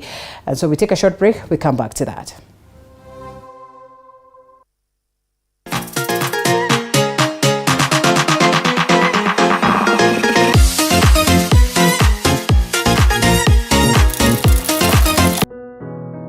Despite being visually impaired, he is a jack of all trades. It is our quest to find answers on how to take care of children with special needs and those with disability. You do not need to see musical notes to understand music, but rather to have your soul feel the vibe.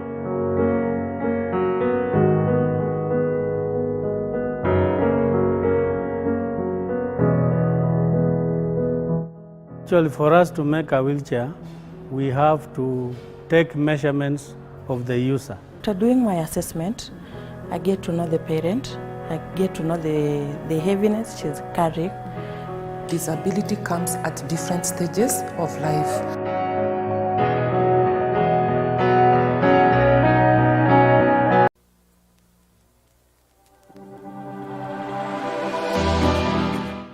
Well, do you know what's happening around you? Morning Cafe with heated political debates, Baraza la Siasa. Hiyo kitu azungumzie, angalie hali ya maisha ya watu. Informative health discussions, business, farming, Tasty Wednesday, Fitness Thursday, and Feel Good Friday with amazing DJs, celebs, waimbaji kuna comedians, alafu kuna wajinga. And music bands every Monday to Friday from 6 a.m.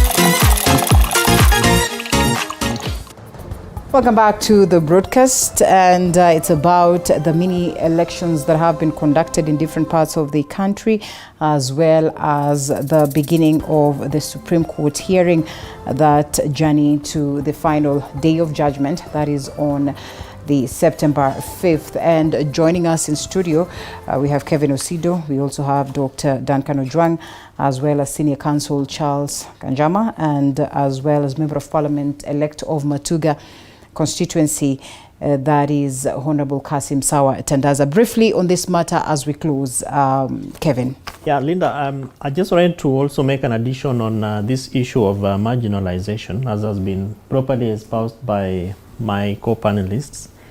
But just to underpin clearly that the Constitution already expected that, rather foresaw, and if you look at the journey towards our constitutional development, and the sacrifices that people made towards the 2010 Constitution, it is expected that county governments, through Chapter 11 of the Constitution and all the other laws that support counties, including Intergovernmental Relations Act, Public Finance Management Act, Leadership and Integrity Act, of course not to mention as well Public Finance Management, that counties would not take Kenyans back to where we are coming from.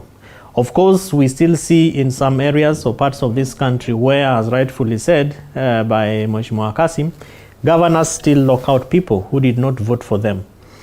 We should remember that citizens are given the sovereignty that even having a governor in office is based on an election that has taken place.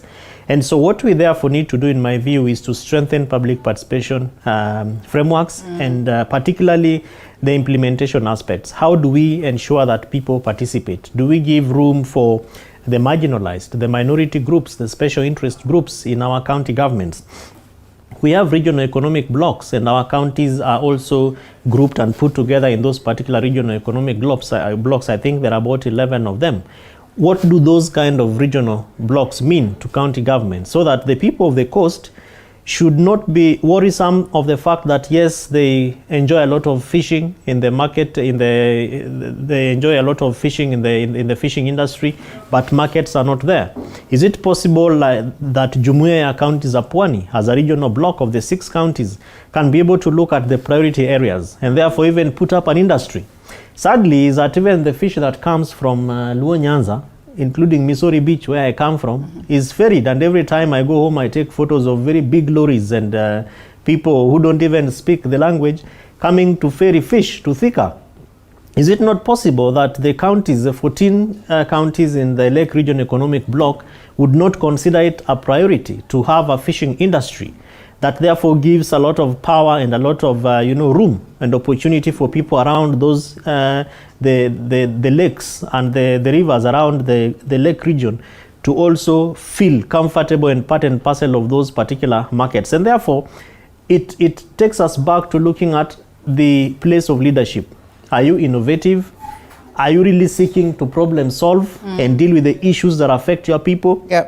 And how then do we add value? Do one county add value to the other? Why must a county like Murang'a that has a lot of milk, why should farmers be suffering with milk having no markets? They are pouring their milk every day. The counties that have tea, counties that have soapstone like Kisii, why should the young men and women there be suffering because of lack of markets?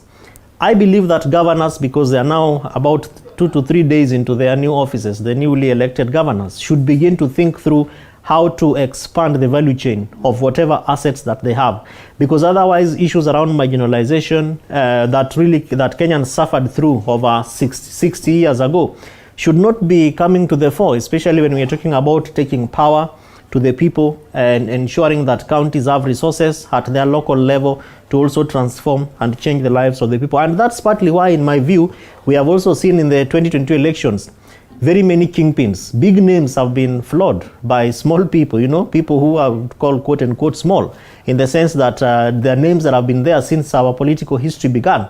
But today in 2022, they are nowhere in terms of the elections. People don't feel them. People don't think that they're adding any new value.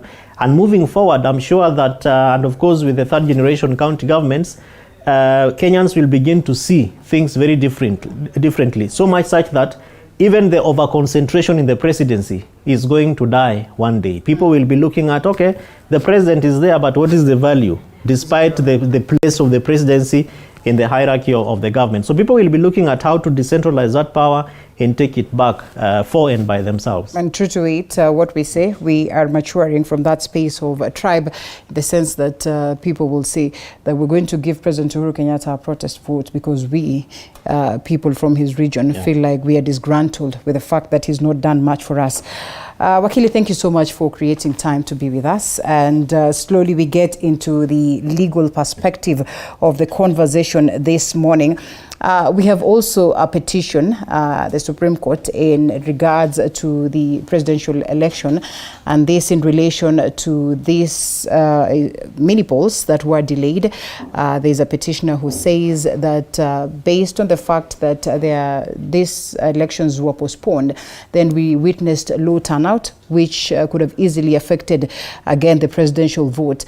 And then brings us to the question of the 50+1 and whether there is any of these two gentlemen that successfully attained the same. As you usher us into the conversation of the Supreme Court, ruling that is expected on the 5th and the pre-trial for today, what to expect? So today is the day when the Supreme Court is going to give the general directions on how it shall proceed with the hearing. Right. It is probably going to tackle the question of consolidation of the cases. There are 9 petitions. Some of them are likely to be consolidated. It's likely going to tackle the order in which the advocates are going to address the court, what kind of issues they shall cover. Many of the applications that had been filed by yesterday have already been determined by the Supreme Court. Right. And this morning we've been reading some of the determinations. But there may be some applications that the Supreme Court will still deal with today. For example, issues to do with discovery. Is the court going to do any retallying, recount, scrutiny? Will it request for certain data from IEBC regarding elections technology? Those are some of the things that the court will be tackling today.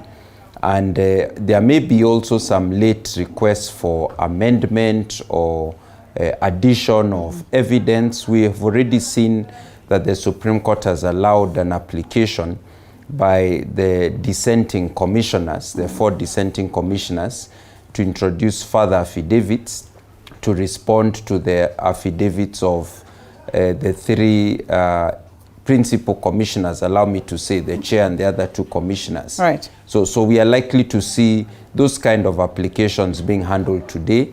The court is also likely to give directions regarding filing of final submissions by the parties and to give the timeline. So at the end of the day today, we should know when the actual hearing will take place, how much time each party will have, how much time the court will have to reserve its final decision, and when they are likely to give their final verdict. For purposes of the viewer, which are these ones that are interlocutory petitions? Not interlocutory petitions, they're called interlocutory applications. So interlocutory just means it's an application, well, of course, an application before the main hearing of the petition. Yes. So the ones that were handled between yesterday and today, and the Supreme Court is handling this based on the document, so parties don't even need to address the court. The ones that were handled this way included applications for admission by interested parties, by amici curiae or amicus curiae, included applications to strike out some parties from the proceedings, to strike out certain affidavits. Those are some of the petitions that are, applications, that have already been had. So already there are some amicus curiae who've been admitted, interested parties whose applications have been rejected, some interested parties who've been removed from the proceedings, and there was also an application to remove the dissenting commissioners, which failed, and that means all 7 commissioners will be parties in the individual capacity. Today, the court is likely also to determine the question of who will officially represent IEBC, because there is still some confusion since both sets of commissioners filed documents purporting to represent IEBC before the Supreme Court. All right, already, tons and tons of, evidence, affidavits, submissions presented for the courts to go through this. Duncan, if some more than is presented to the court, just how much time do they have to go through all this? And at the same time, just accord a proper and a clear, clean judgment as pertaining to what has been presented to them for the final submission? Of course, they don't have the luxury of time, given the constitutional limitation of when the decision must be out. But I think that most of the drama are cut out. They will not make it to the courtroom. Most of the things we are seeing in the newspaper and social media might not be subject of this petition. Remember, it's an election petition, and therefore the focus is, like you are saying, the issue of numbers, the issue of who won, and tallying. So I think they don't have the luxury of time, but they have enough time to smell, see, and generally consider whether the election was conducted in a fair manner and whether the winner was declared rightfully. Of course, it is a big balance between keeping the country at bay and moving on, or if it is a fresh election for whatever reason, they must say it. But again, remember that the court are not acting in very free environment, in that they are acting according to the law. They are acting according to the precedent. Of course, they can set aside their precedent, but for good reasons. Is the law not the freedom of the court then? The law comes from the people, not from the court. So theirs is too. Yes. So it's not, because what I see in social media is like these judges are going to toss a coin, or they are going to be blindfolded and say, this is the way.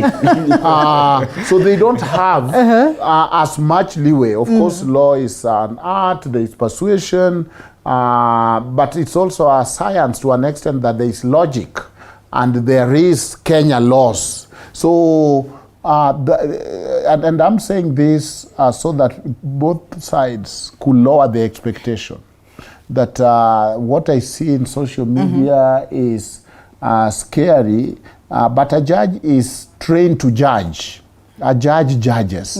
And a judge as a way of falling back and not being carried by emotions and emotionalism and slogans and maybe not very substantiated affidavit.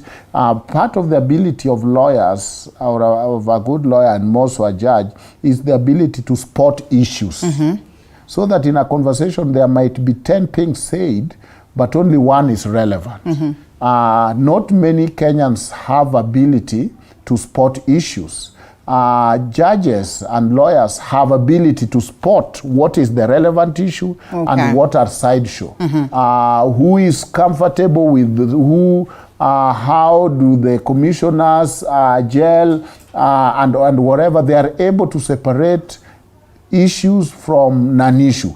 Maybe there are issues to an extent that maybe they need to bond, but they are able to keep their eyes on the ball. And that is why now Kenyans can talk of justice, because justice comes from law, and justice comes from rule of law and not rule of men, not even the rule of judges. And so to that extent, I think I don't expect a lot of drama. I expect, and if people think what we're seeing in social media will simply be moved to the court, they will be disappointed, because they will find that, look at Githongo himself has even found that, no, this affidavit of mine, the original one, maybe I need to tweak it a little bit and run from part of it and explain why the 2017 logs I presented. So in the face, somebody posted that all the parties know the truth. In the face of smart people, in the face of people who are probably not driven by whimsical and not shooting from the hip, then the truth can be canvassed in a fair way. Okay. Wakili, we'll come back to you. Try to establish and understand just how then the courts would be able to guarantee efficient handling of the very same petitions and responses, looking at the timelines, looking at how intense this is, and the numerous documents that have been filed and presented to the court. But before then, Honorable Kassim Sawa Tandaza, 14 days of deliberating on a very crucial matter, and it's a one-time affair because it goes straight to the Supreme Court. Do you suppose that's pretty much enough, or is it a scenario where it appears as though it's what Dr. Ojwang would say, it's a toss and turn, and then we decide this side, Simba amechukua, the other side, then it's a different thing? From where I sit, I wish it could be shorter. Shorter, why? People really take the presidency with a lot of high blood pressure. It's high octane. It's like a time bomb. People, once they vote, they would want to know the winner, their president, hapo siku hiyo. If election can be done on 9 and the presidential vote announced on the same night, I think that would have been the best for most Kenyans or for this country.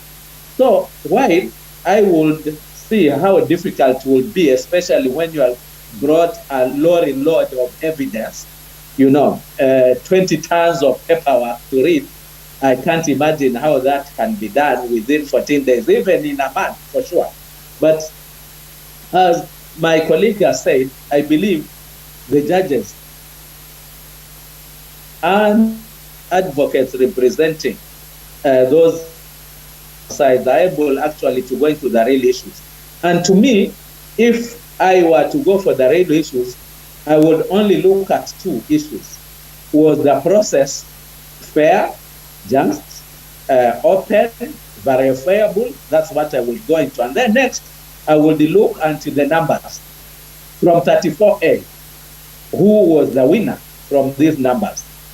As tallied, does it go to 50% plus 1, such that now one is able to say this is the clear winner? And period. All the other issues, to me, will not count.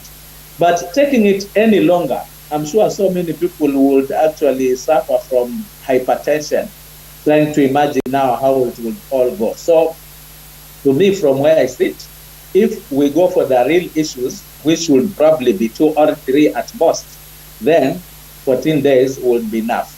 And it should be enough so that we know the way forward. Right now, so many things are not happening.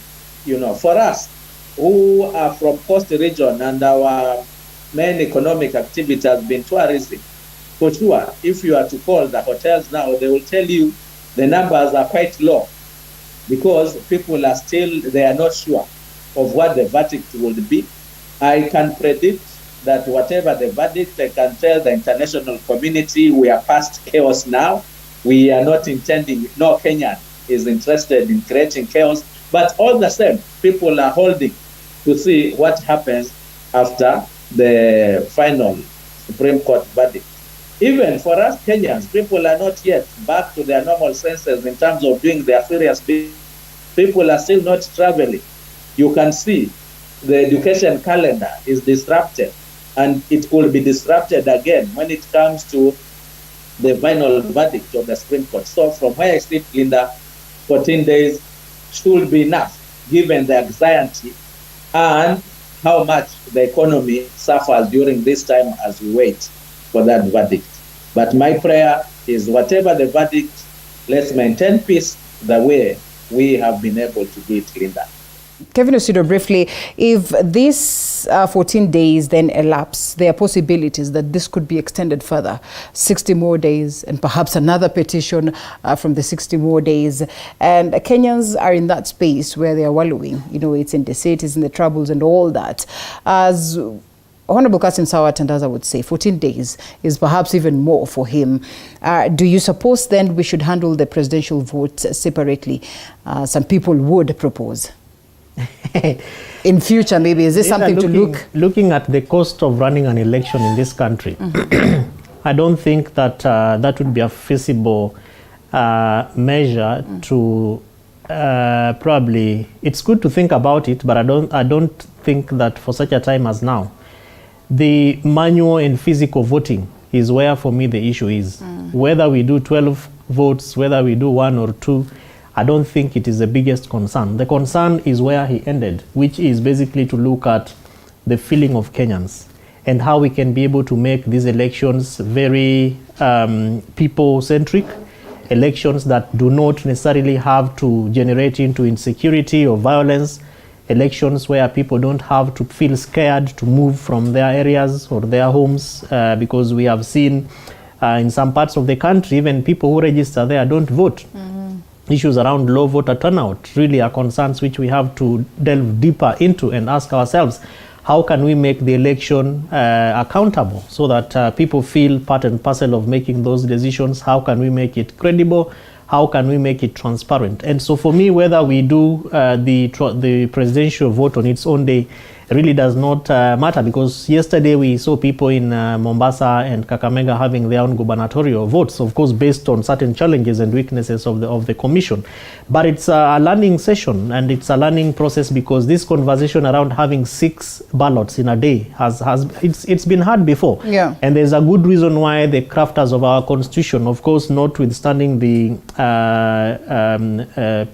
changes that can be made into the constitution through a referendum and all that, but is based on other things which border on the cost of election, trust deficit among Kenyans.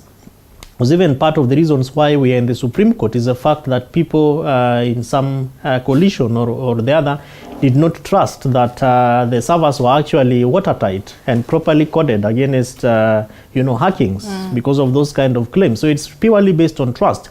People, we are in the Supreme Court because a certain part of the country or some part of the voters did not and feel that we have to be explained to why certain forms called Form 34As have to be rallied manually by having returning officers running to Bomas all the way from all the 290 constituencies.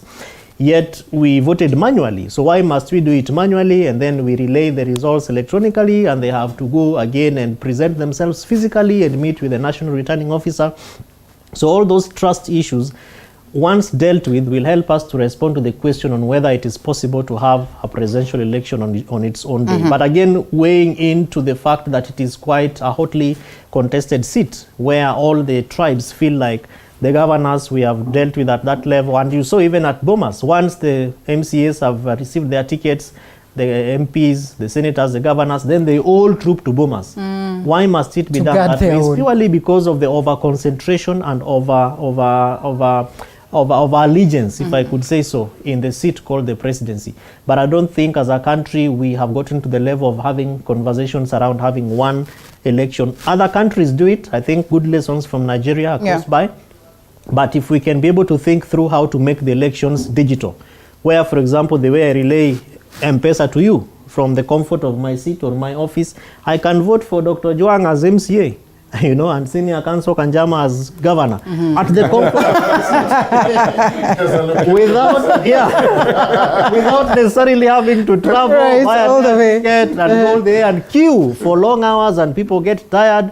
In some elections, mothers have even delivered at the polling station. That's true. And then ultimately we are kept waiting for days because just one seat is being overgiven, I think overemphasized. And perhaps Sudi could get his certificate on phone without having to send the wires because he was out somewhere. If we get the CR12s of directors of companies online, today our DCIs send us certificates of good conduct online. Yes. Why can't people get their certificates of election? Well, all right, interesting. We just got into the digital aspect, so step by step. And so, Wakili, Senior Counsel, back to this very question on the timelines and the intensity and also the voluminous, documents that have been presented and evidence that has been presented to the court. Just how much, with this heavy week, are they capable and able to look into this and guarantee the masses efficient handling of the same? So, Linda, one of the things that has amazed us is how Sunday was the deadline for filing interlocutory applications. Yet the responses were to come on Monday. And already Tuesday morning, today, the Supreme Court has delivered about 8 rulings. It shows you that they're able to work under pressure very intensely and to engage. And the judges have teams of researchers working with them. So they are not working on their own. I think they have prepared themselves adequately for the task at hand. Even as we go for the case management conference today, don't think that the judges are yet to read the documents. They've already been reviewing the petitions, the responses, the affidavits. They are very informed about what is happening. And you're going to see judges who are very engaged, who appreciate that the same way the legal teams are working day and night, they may also have to work day and night for this period to deliver a just, fair, and truthful outcome, as has been requested by the religious leaders in their press briefing yesterday. And I think the judges are up to the task. Also, let me make it clear that the judges don't need to read each and every page of the voluminous documents presented. The same way you don't need to read each and every page of the newspaper or of an encyclopedia. You focus on what are the important sections, and the rest is treated as reference material. So, for example, when IEBC presented the result declaration forms in 46,000 polling stations, there's no point or there's no reason for the judges to go through each and every one of them. But you may find there are a few of those result declaration forms that are contested and their authenticity. Then they are going to refer to those ones. When the parties have put annexures of numerous logs that are purportedly from IEBC Sawa, whether authentic or not, don't expect the judges to be looking at each and every one of them. So the judges will focus primarily on the pleadings, that is the petition and response, and then the affidavits that support the pleadings. Now, the supporting documentation that supports the affidavit, that is for reference purposes.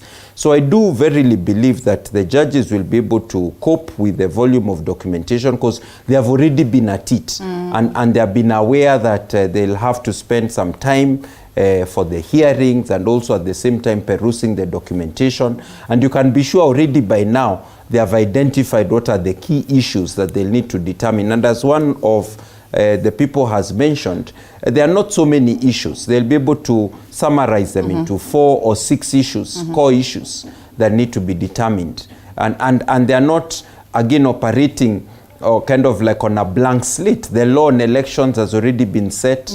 On presidential elections, there have been 3 previous petitions in previous elections. So they already know they're circumscribed by the law, the Constitution, the Elections Act, and also their own jurisprudence on the subject. All right, and we'll be coming to that aspect of the legal minds, the many of them. I have seen people complaining now that you speak about the social media. Do you realize that IEBC is going to use the taxpayers' money on this legal battle, that will have lawyers that are paid by the IEBC, and that is the taxpayers' money to represent Chebukati, as well to represent, the IEBC itself, and questions again as to whether they're going to represent the other 4 commissioners that are of the dissenting side and all that. But what are some of the real issues that perhaps the court is likely to focus on? Is it the question of numbers? And if the numbers tally and they are proper, do we have a case in this case? Yeah, I think the issue of even the commissioner, one of the question was who procures legal representation or any service for the commission. Others think it's the CEO, and so the issue of how did the 4 commissioners procure their own legal service could be an issue. But I think that, as Senior Kanjama have explained aptly, we saw the 16 wheel lorry rolling into the compound with evidence. I don't think there is so much voluminous things to read because I've been able to look at them. Some of it could have been for the drama effect. And whichever way judges are able to know what are the issues and stay on the issues. But again, I think that the theory of the case are different. There is one theory that is saying if I can prove that commissioners were not tight, then whatever is the product of this is a fruit of bad tree. How are we sure if they cannot even get along, if they cannot tally their mind towards accepting the same results? So that is one theory of the case. Because remember, there is the qualitative test and quantitative. There is one about numbers and there is one about the process. And so the process, in 2017, the Supreme Court nullified the petition based simply on the process, that it did not follow the law substantively, and it violated Kenya Constitution and the legal provision on election. And the fact, remember, they couldn't open the server, they declared the president without physically getting the Form 34As.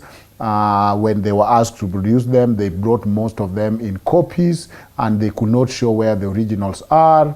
And so there was generally, the question the court asked themselves is, could a reasonable tribunal, looking at these things, say that it was conducted according to the law?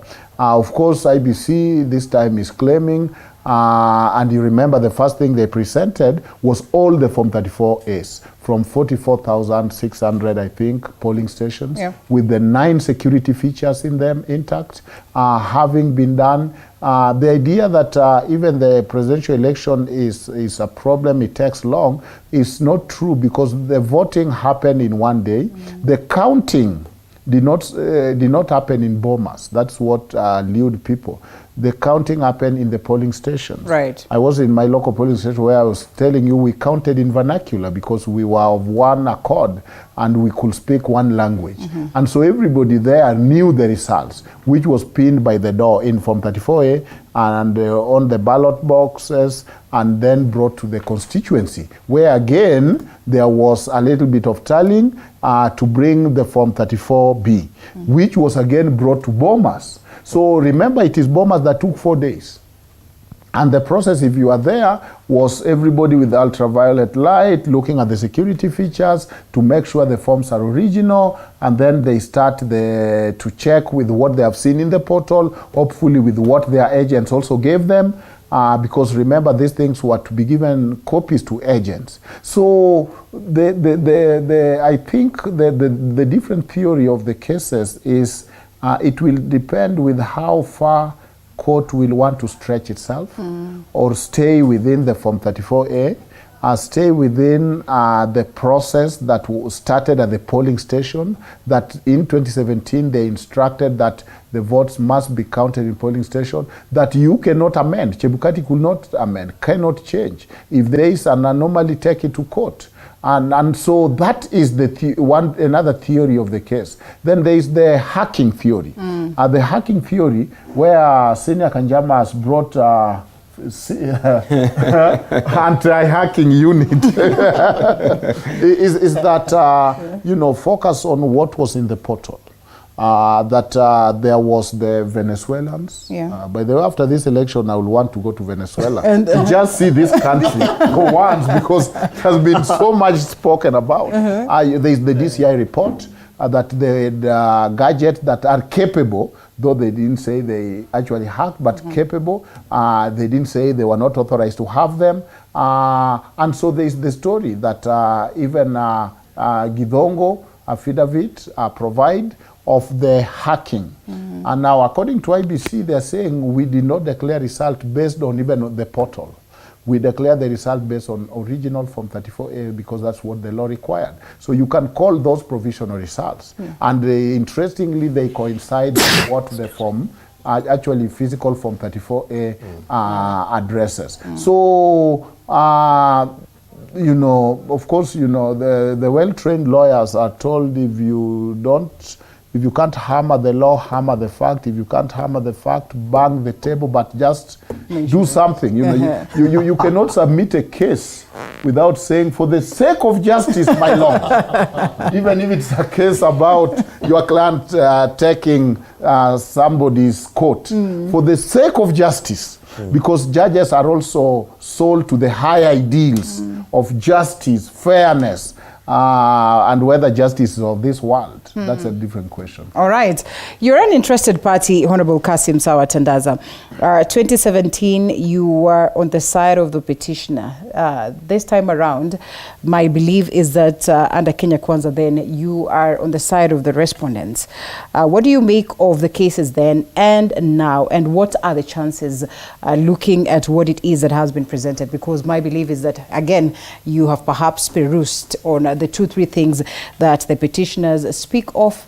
9 petitioners for that matter. One of them, well, would be against the main petitioner, that is Right Honorable Raila Odinga and Martha Karua and the Azimio One Kenya Alliance. And on this other side, in terms of what the respondents present. You see, Linda, right before we went into the election, I've been on this platform. And basically, as we were discussing these issues,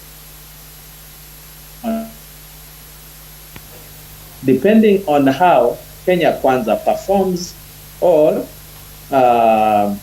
the One Kenya Alliance, Azimio side performs on Mount Kenya will be the deciding factor.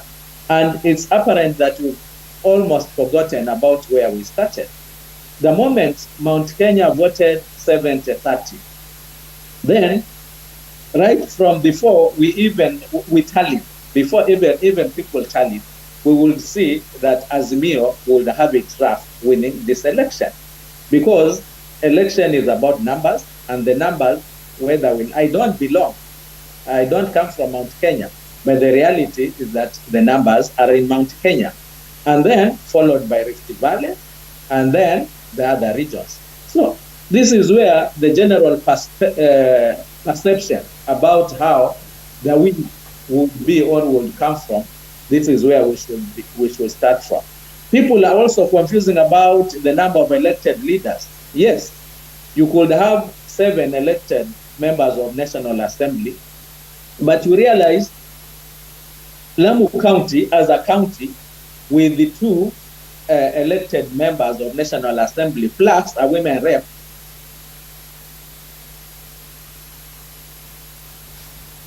well, unfortunately, we get to have a switch on that. Just where are the real issues? Do you suppose the main petitioner, Right Honorable Raila Odinga, who equally is a respondent to the Moses Kuria case, then really has a case based on what it is that the court is likely to conglomerate and, arrive at in terms of 2-3 matters that would be handled? On the question of tallying, which they say, can we retally and have whoever who, the numbers will favor declared as president? And I don't know whether there's an opening to that. We'll perhaps ask senior counsel here. Linda, if you look at the petition by the former Prime Minister and indeed the running mate, Honorable Martha Wangari Karua, they have raised issues. And to the extent that they feel aggrieved, then they have a case. And that is really the expectation of the framers of the Constitution and the existence of the 3 arms of government, that you will have an executive, you will have a legislature, and a legislature and also judiciary. And the judiciary has different branches or departments, if I could call them, up to the Supreme Court.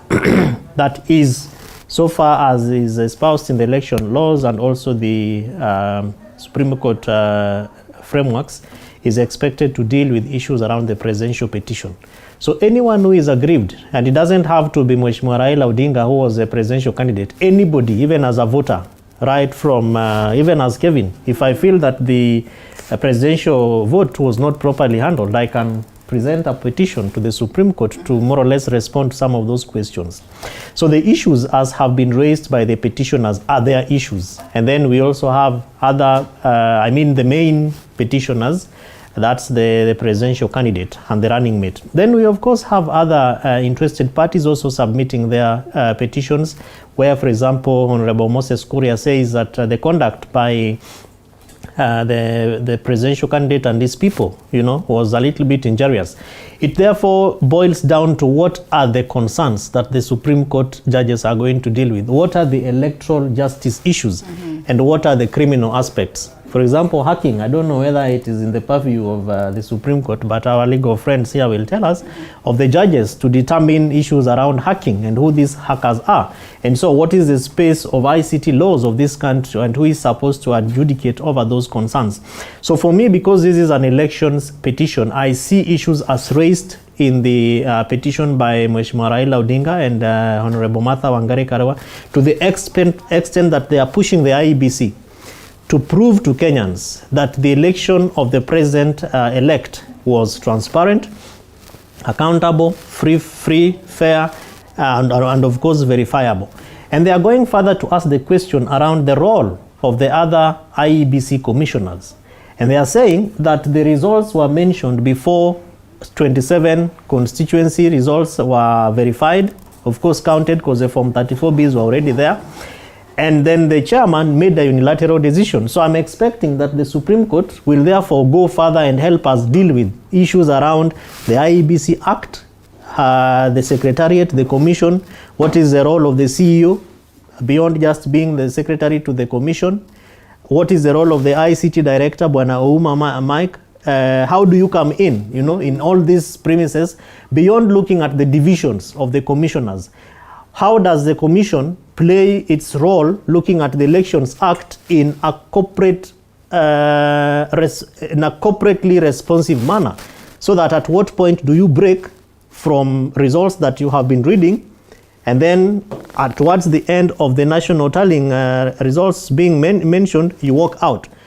What is the interpretation of the Supreme Court that is really meant to help Kenyans interpret the law and the Constitution insofar as the action by these commissioners? Because that's one of the other issues that Azimio la Umoja One Kenya Alliance is banking on. So how does the commission move further to conduct its role, including the role of the chairman, who is a national returning officer? So who verifies? Because if you look at the Constitution, it actually gives the national returning officer the opportunity to declare and then submit a certificate to the Chief Justice and the President, the outgoing President. So what is the role of all these other commissioners when it comes to the verification, the tallying, because those are now the gaps that I believe that the Azimio la Umoja One Kenya Alliance are looking forward to. So what is the transparency nature of that particular tallying? Last but not least, in my view, is of course looking at the forms, which is really the crust of the matter. And I agree with senior counsel, even as a Kenyan, looking at the big tons of papers and all that. Of course, some of these judges are also in WhatsApp groups. They are seeing what Kenyans are saying and the feeling, the mood of the people, and so at least they have a grasp of what the feeling and the mood of the country is.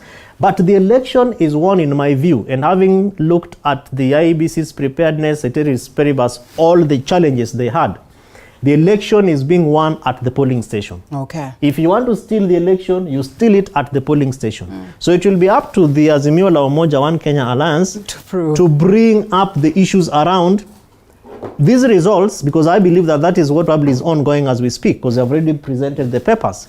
You look at the Form 34A that was at the polling station, Form 34B that was presented from the constituency, then your agent also, because we have people bringing in affidavits and copies that were given to them. The Supreme Court will be interested in areas where there are variations. And they say, honorable judges, from our agents, this is how it looked like. But from IEBC, this is what it looked like.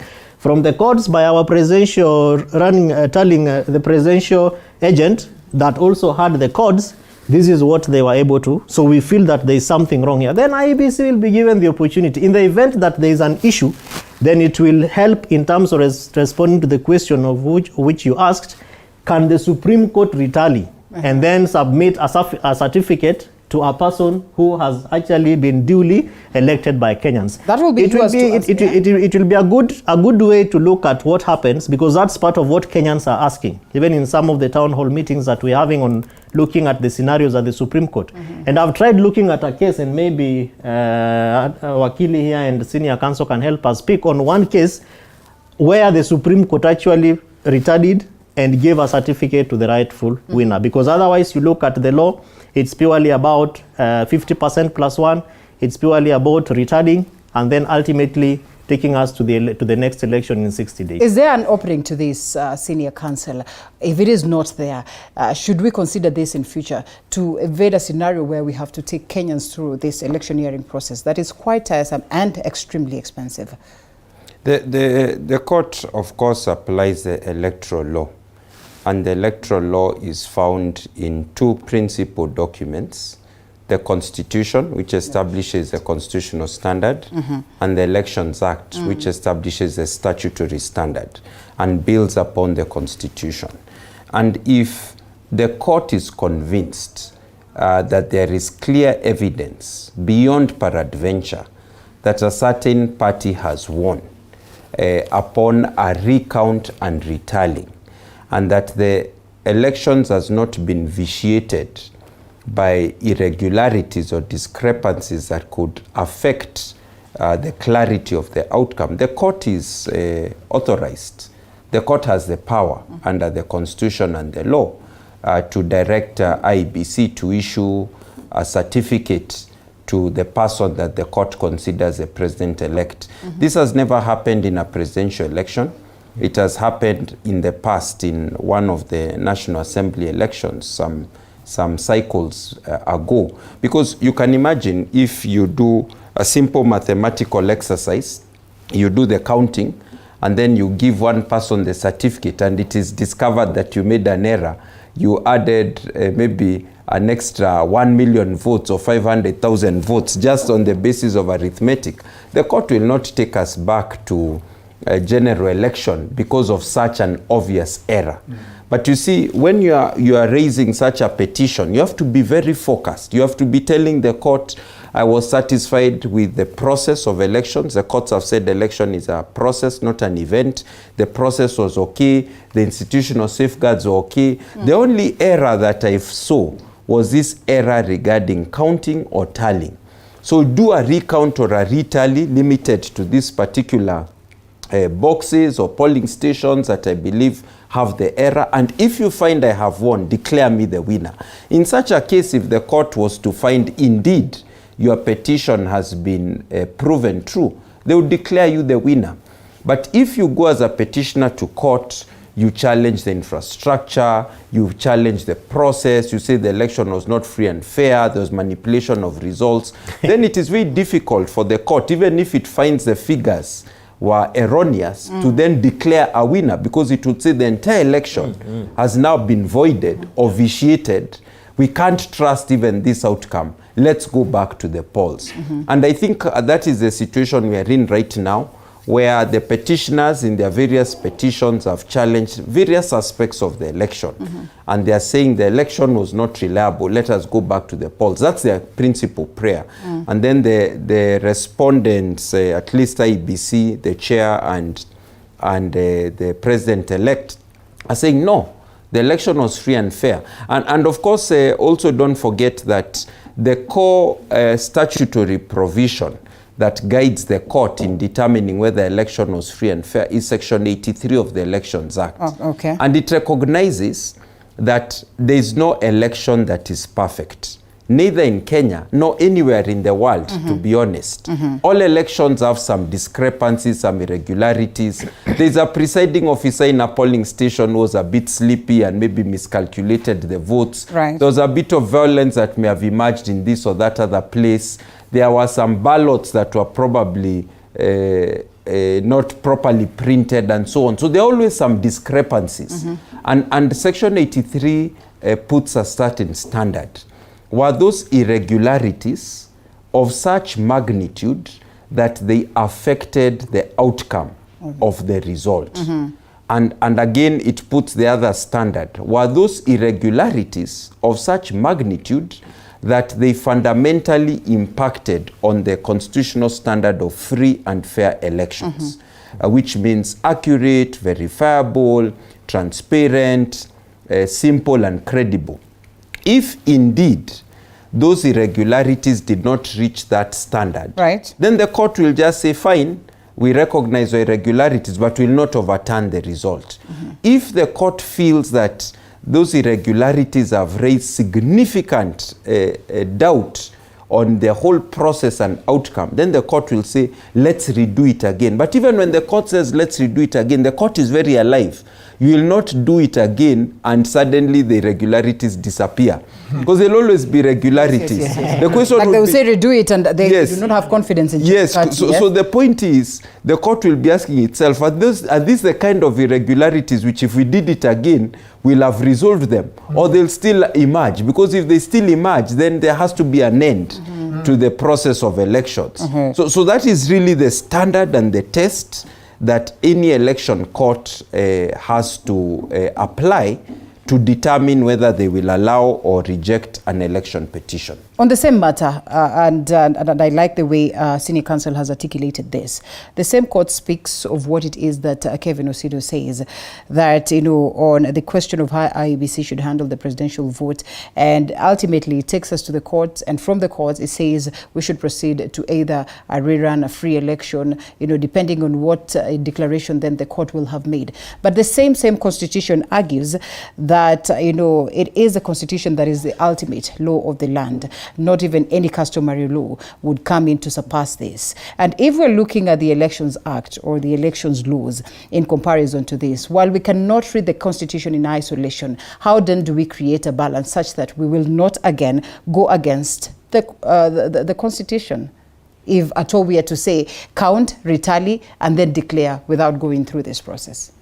The process being which process? A re-election, or a rerun, or a free election, another new, yes. Yeah, I think Senior Counsel have already slayed the animal. Yes. Generally, I think court will be very cautious because courts are also seeking to uphold the people's will.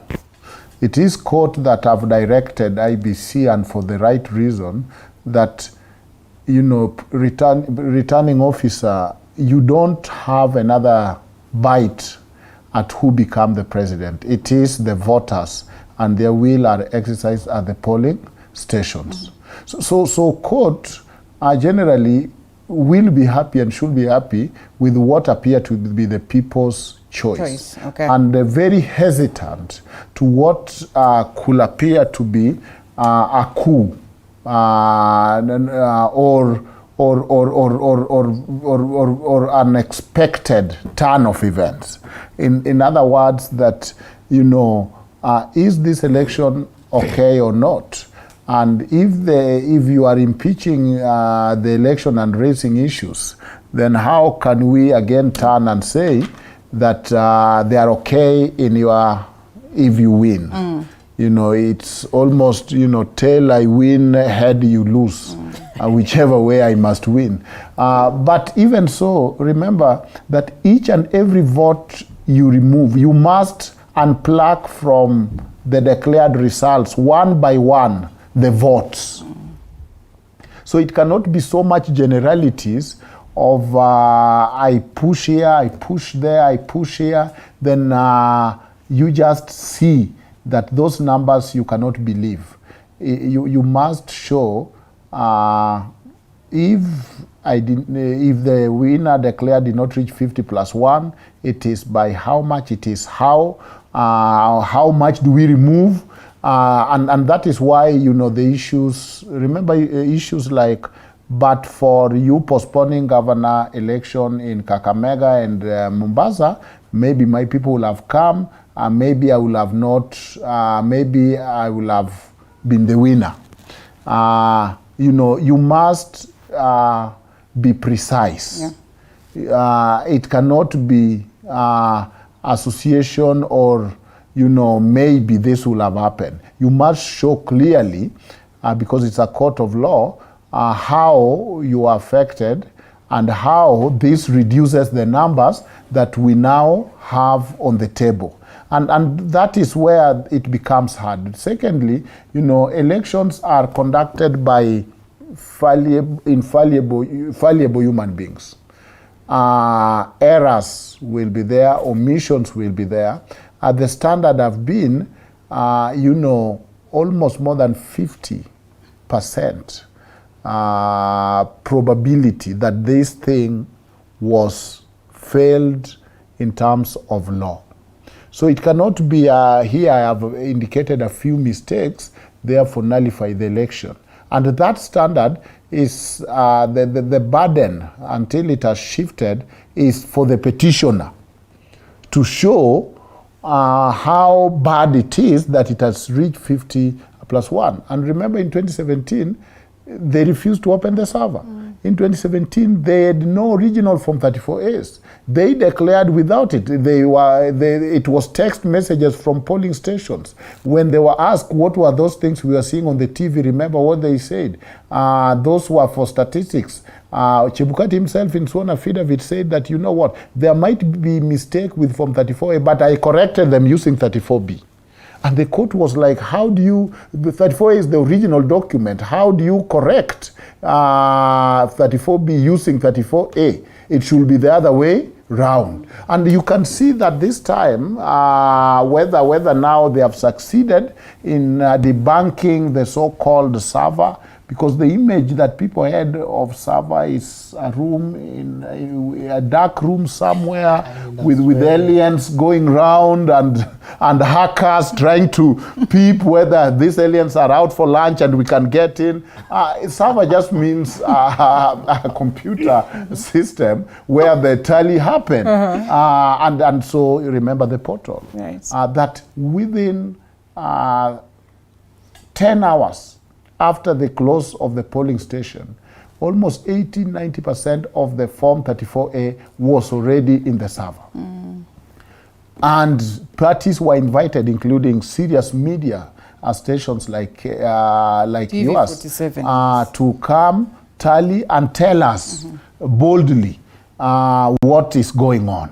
And so the court will have to look at that and say, was this thing verifiable? Was it accountable? Was there mistake? How many mistakes were there? Now, I know that Njoki Ndung'u dissent last time spoke seriously about the issue of parties not having their agents and expecting court to be their agents. And in fact, in her own words, she said, law cannot aid indolent. When you are supposed to have an agent, please, for crying aloud, have a damn agent. If you don't have an agent, then you are not helping in verifiability.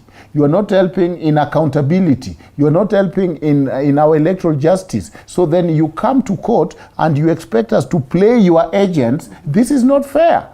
So then even as you order retaliation and you order whatever, it cannot be in generalities. You must tell me what went wrong. Is it the math? What is your evidence? It cannot be a fishing expedition where, and that is the argument, you cannot go and say, you know what, you check, maybe somewhere, I might just, things might have just gone wrong. You must be very specific. You must be very specific. Honorable Kassim Sawa Tandaza, to purport that this is something that could have been propagated by President Uhuru Kenyatta, by our very own leaders, and at this point where we are saying this is such a divine moment for the country in terms of growth of democracy without being called. Is it not a little bit misplaced, and this in reference to what the Kenya Kwanza leaders have been saying?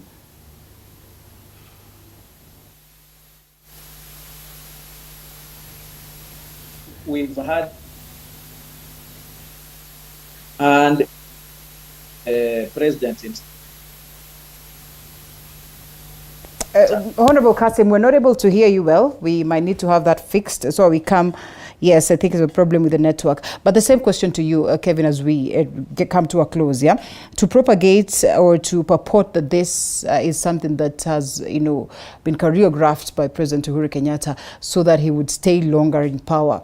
By our very own leaders, we've seen the likes of, one of the chairpersons of UDA going out there, telling the people this. And a majority of Kenya Kwanza leaders arguing this way without being called out. Really, is this something, is this the kind of narrative we want to really sell? Could there be a possibility that such plays out? And looking at the fact that we have very many men of government that have been implicated on this, looking at Wafula Chebukati's response. Linda, it is wrong for any leader to go out there and want to rally the populace to a certain direction.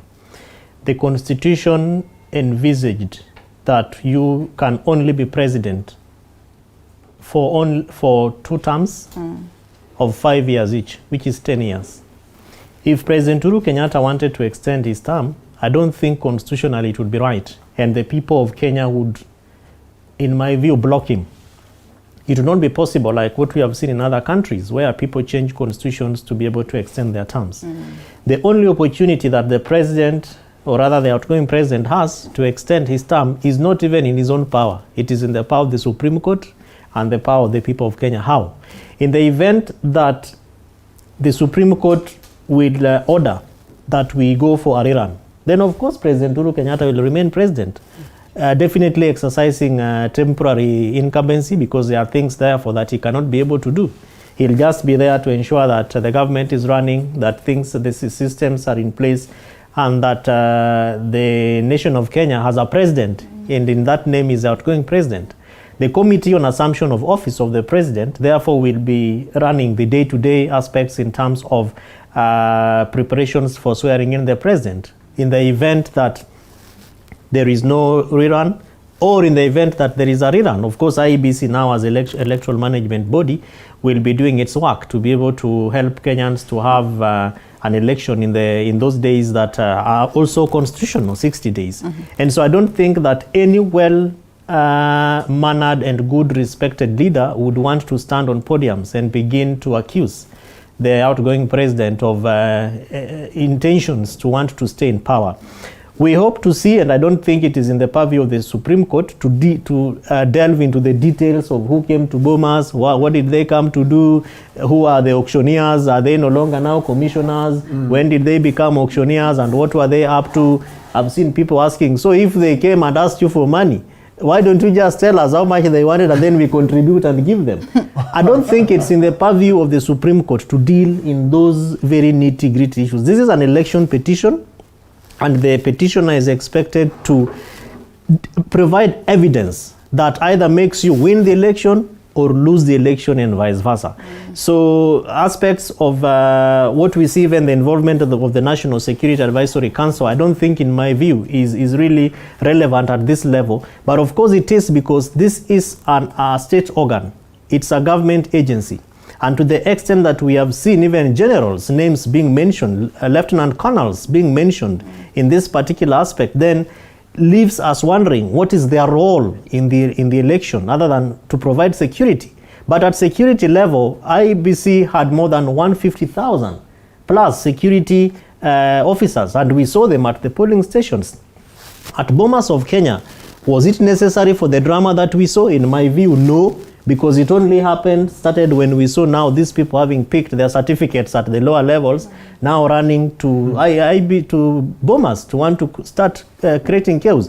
Many days and weeks before, the different parties had already issued the names of their presidential agents, and IEBC already accredited people who are expected to be at Bomas. So the presence of the National Security Advisory Council, despite all the paperwork we are seeing in their petitions, I don't think is really supposed to be an issue. It only becomes an issue when you are a rightful winner and they are blocking your certificate. Then that now can be a militaristic, operations, which I don't think Kenya at this level, where people wake up very voluntarily, pick papers, go and vote, walk back home, and the inks that no longer dry until you cut all your nails, I don't think we deserve being treated in that manner. But Kenyans said, no, we are not interested in that drama. You deal with your own issues and allow us to deal with our own issues at this level. So what will happen as I finish on this, because again, the governors are being sworn in. Yes, so, yes. I mean, the induction now is starting, and we have a meeting at Council of Governors, which is starting at 9 o'clock. The jurisprudence that has been set by the 2013 petition, 2017 petition, and lessons, as Senior Counsel Kanjama rightfully said. What are the lessons that we are learning? Are they building our electoral processes? Are they strengthening electoral justice so that anybody who is aggrieved, it doesn't have to be Mheshimiwa Raila Odinga. Even at gubernatorial, people are going to court. Yeah. We have more than 14,000 plus losers in this election. Any of them can choose to seek for electoral justice. Will the courts be free, fair? Will they be able to administer justice effectively? So I think even as we deal with the Supreme Court issues at this level, there are also other lower courts where Kenyans are looking for the opportunity to want to go and find justice. And I don't think all these other things we see happening, the general of the military came, Moses Kuria, and conduct of Azimio officials, I don't think all these things will add value, a lot of value insofar as the judgment by the judges is concerned. Senior Counsel, as we sum it up, just how important are these ones that people would look at as drama in terms of the affidavits that people are swearing, the claims that are being made, the mention of very important stakeholders in this election, and the meetings that were done? How crucial would it be for the courts to use the same submissions, or they would overlook the same? And most importantly, what is there to expect for the better part of the week up until the 5th for this declaration? So just two things. One, in regard to the court, there is what you call core evidence or primary evidence. Then there is what you call secondary or corroborating evidence.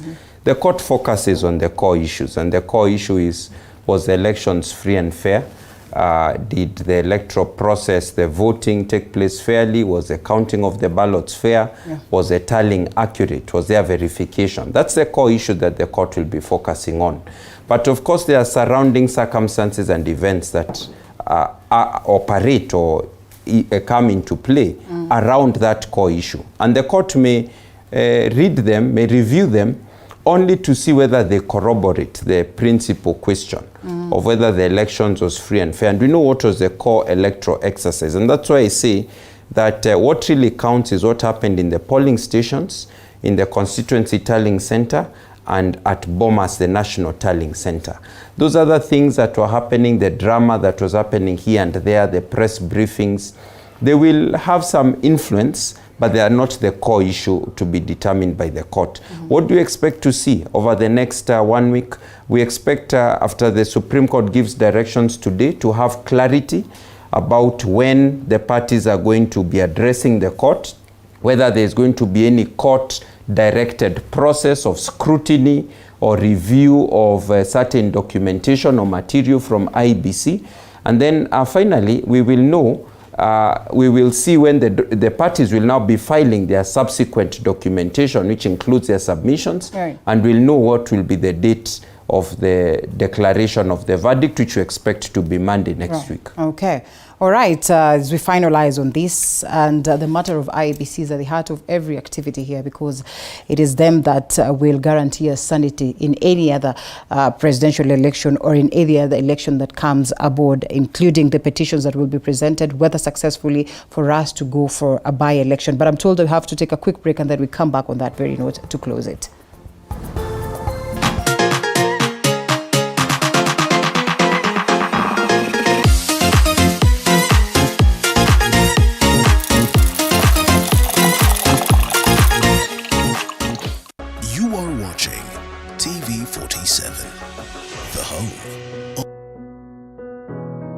Despite being visually impaired, he is a jack of all trades. It is our quest to find answers on how to take care of children with special needs and those with disability.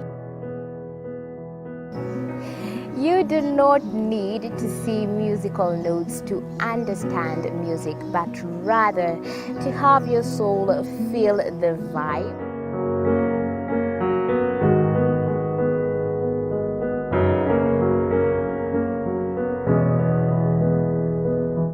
Actually, for us to make a wheelchair, we have to take measurements of the user. After doing my assessment, I get to know the parent, I get to know the heaviness she's carrying. Disability comes at different stages of life.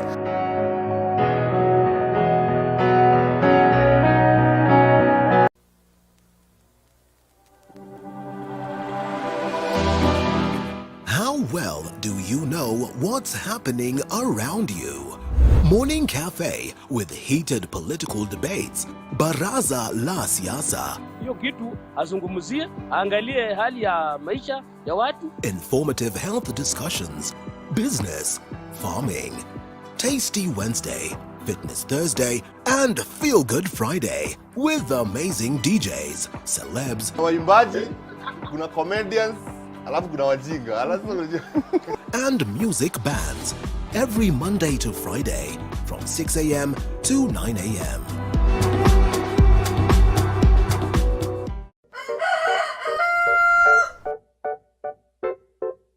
The next set of millionaires are farmers. As we know, agriculture has been and still is the backbone of our economy. Health science and technology. Despite being visually impaired, he is a jack of all trades. It is our quest to find answers on how to take care of children with special needs and those with disability. You do not need to see musical notes to understand music, but rather to have your soul feel the vibe.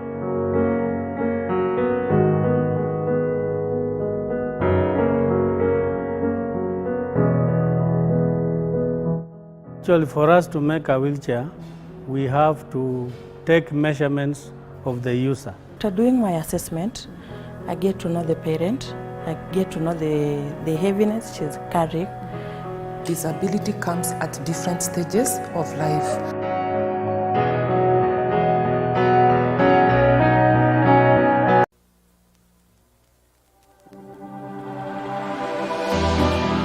How well do you know what's happening around you? Morning Cafe with heated political debates. Baraza la Siasa. Hiyo kitu azungumzie, angalie hali ya maisha ya watu. Informative health discussions. Business, farming. So it is a constitutional right for everybody to go to court.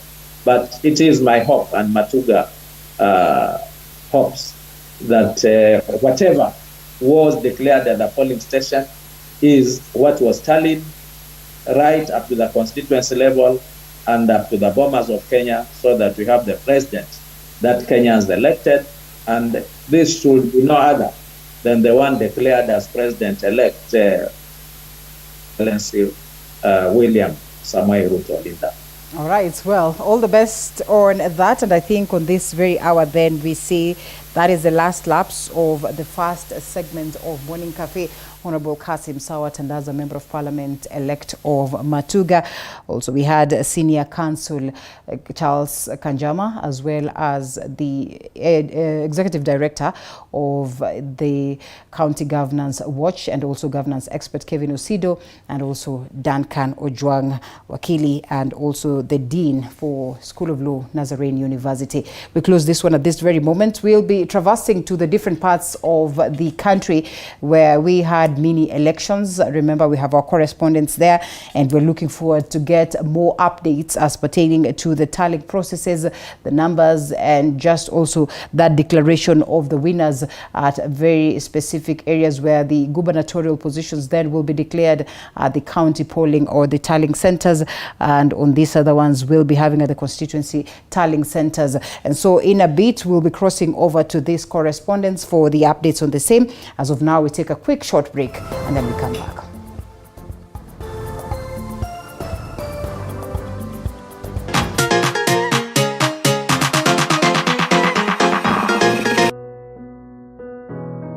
Despite being visually impaired, he is a jack of all trades. It is our quest to find answers on how to take care of children with special needs and those with disability. You You do not need to see musical notes to understand music, but rather to have your soul feel the vibe.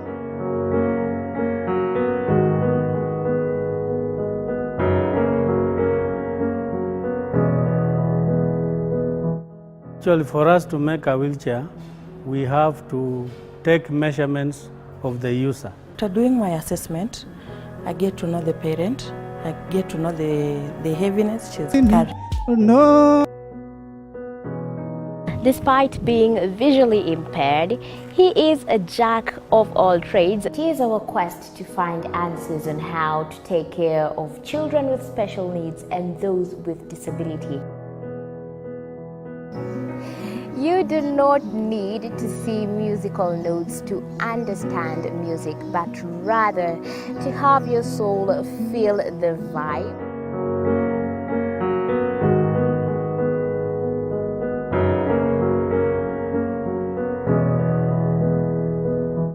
Actually, for us to make a wheelchair, despite being visually impaired, he is a jack of all trades. It is our quest to find answers on how to take care of children with special needs and those with disability.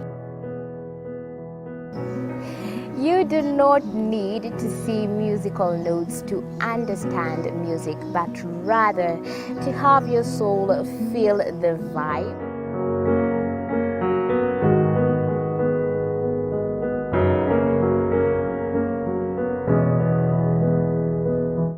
Actually, for us to make a wheelchair, we have to take measurements of the user. After doing my assessment, I get to know the parent. Found in Mombasa.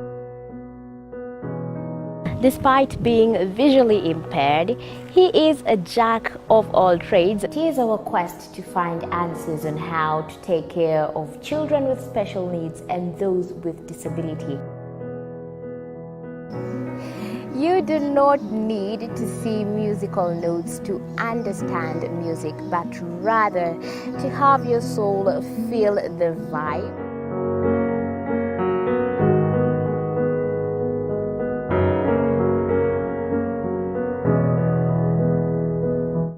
Actually, for us to make a wheelchair, we have to take measurements of the user. After doing my assessment, I get to know the parent, I get to know the heaviness she's carrying.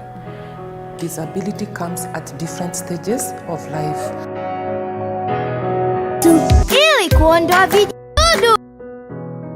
Despite being visually impaired, he is a jack of all trades. It is our quest to find answers on how to take care of children with special needs and those with disability.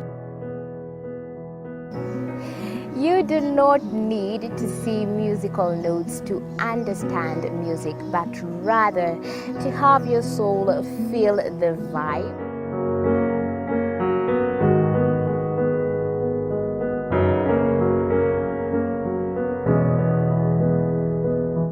Actually, for us to make a wheelchair, we have to take measurements of the user. After doing my assessment, I get to know the parent, I get to know the heaviness she's carrying.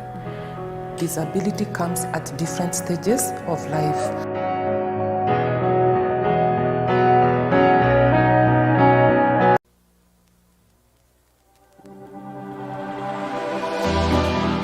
How well do you know what's happening around you? Morning Cafe with heated political debates. Baraza la Siasa. Hiyo kitu azungumzie, angalie hali ya maisha ya watu. Informative health discussions. Farming. Tasty Wednesday. Fitness Thursday. And Feel Good Friday. With amazing DJs, celebs. Waimbaji, kuna comedians, alafu kuna wajinga. And music bands. Every Monday to Friday from 6 a.m. to 9 a.m.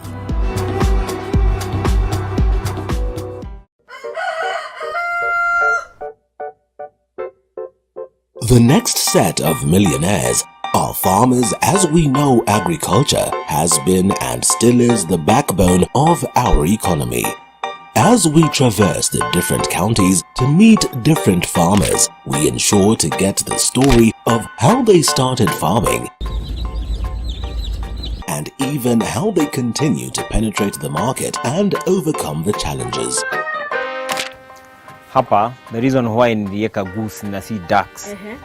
Goose, they are very easy to maintain. A lot of farmers keep on calling, inquiring whether you're supposed to raise some seeds in the nursery or you're supposed to do them directly in the field. The greenhouse helps us control the temperature because the temperature needs to be between 28 to 32 degrees. Walk this journey with us every Sunday at 6:30 p.m.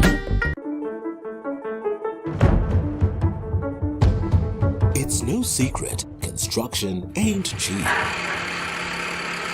But how do we make it affordable? Different individuals are finding ways of cutting down cost by use of pre-stressed slabs other than reinforced concrete, recycling plastics to make pavers. The brick is stronger, it's cheaper, and it's lighter. And recycling wastewater in your household. What happens to my waste from the washroom, the solid waste?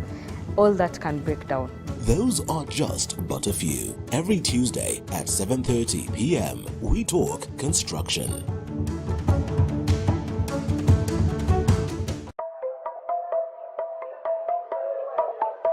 There's no alpha without an omega. There's no lead without any followers. No man is an island. We need each other. We need this conference. We say it, we do it, we act it. Kama una mpenzi wako, kila siku kama nilivyosema, kila siku mwishi mapenzi. We don't toe the line, we set the standard. We don't eat the grass. That are coming from people, and you know, this is pertaining to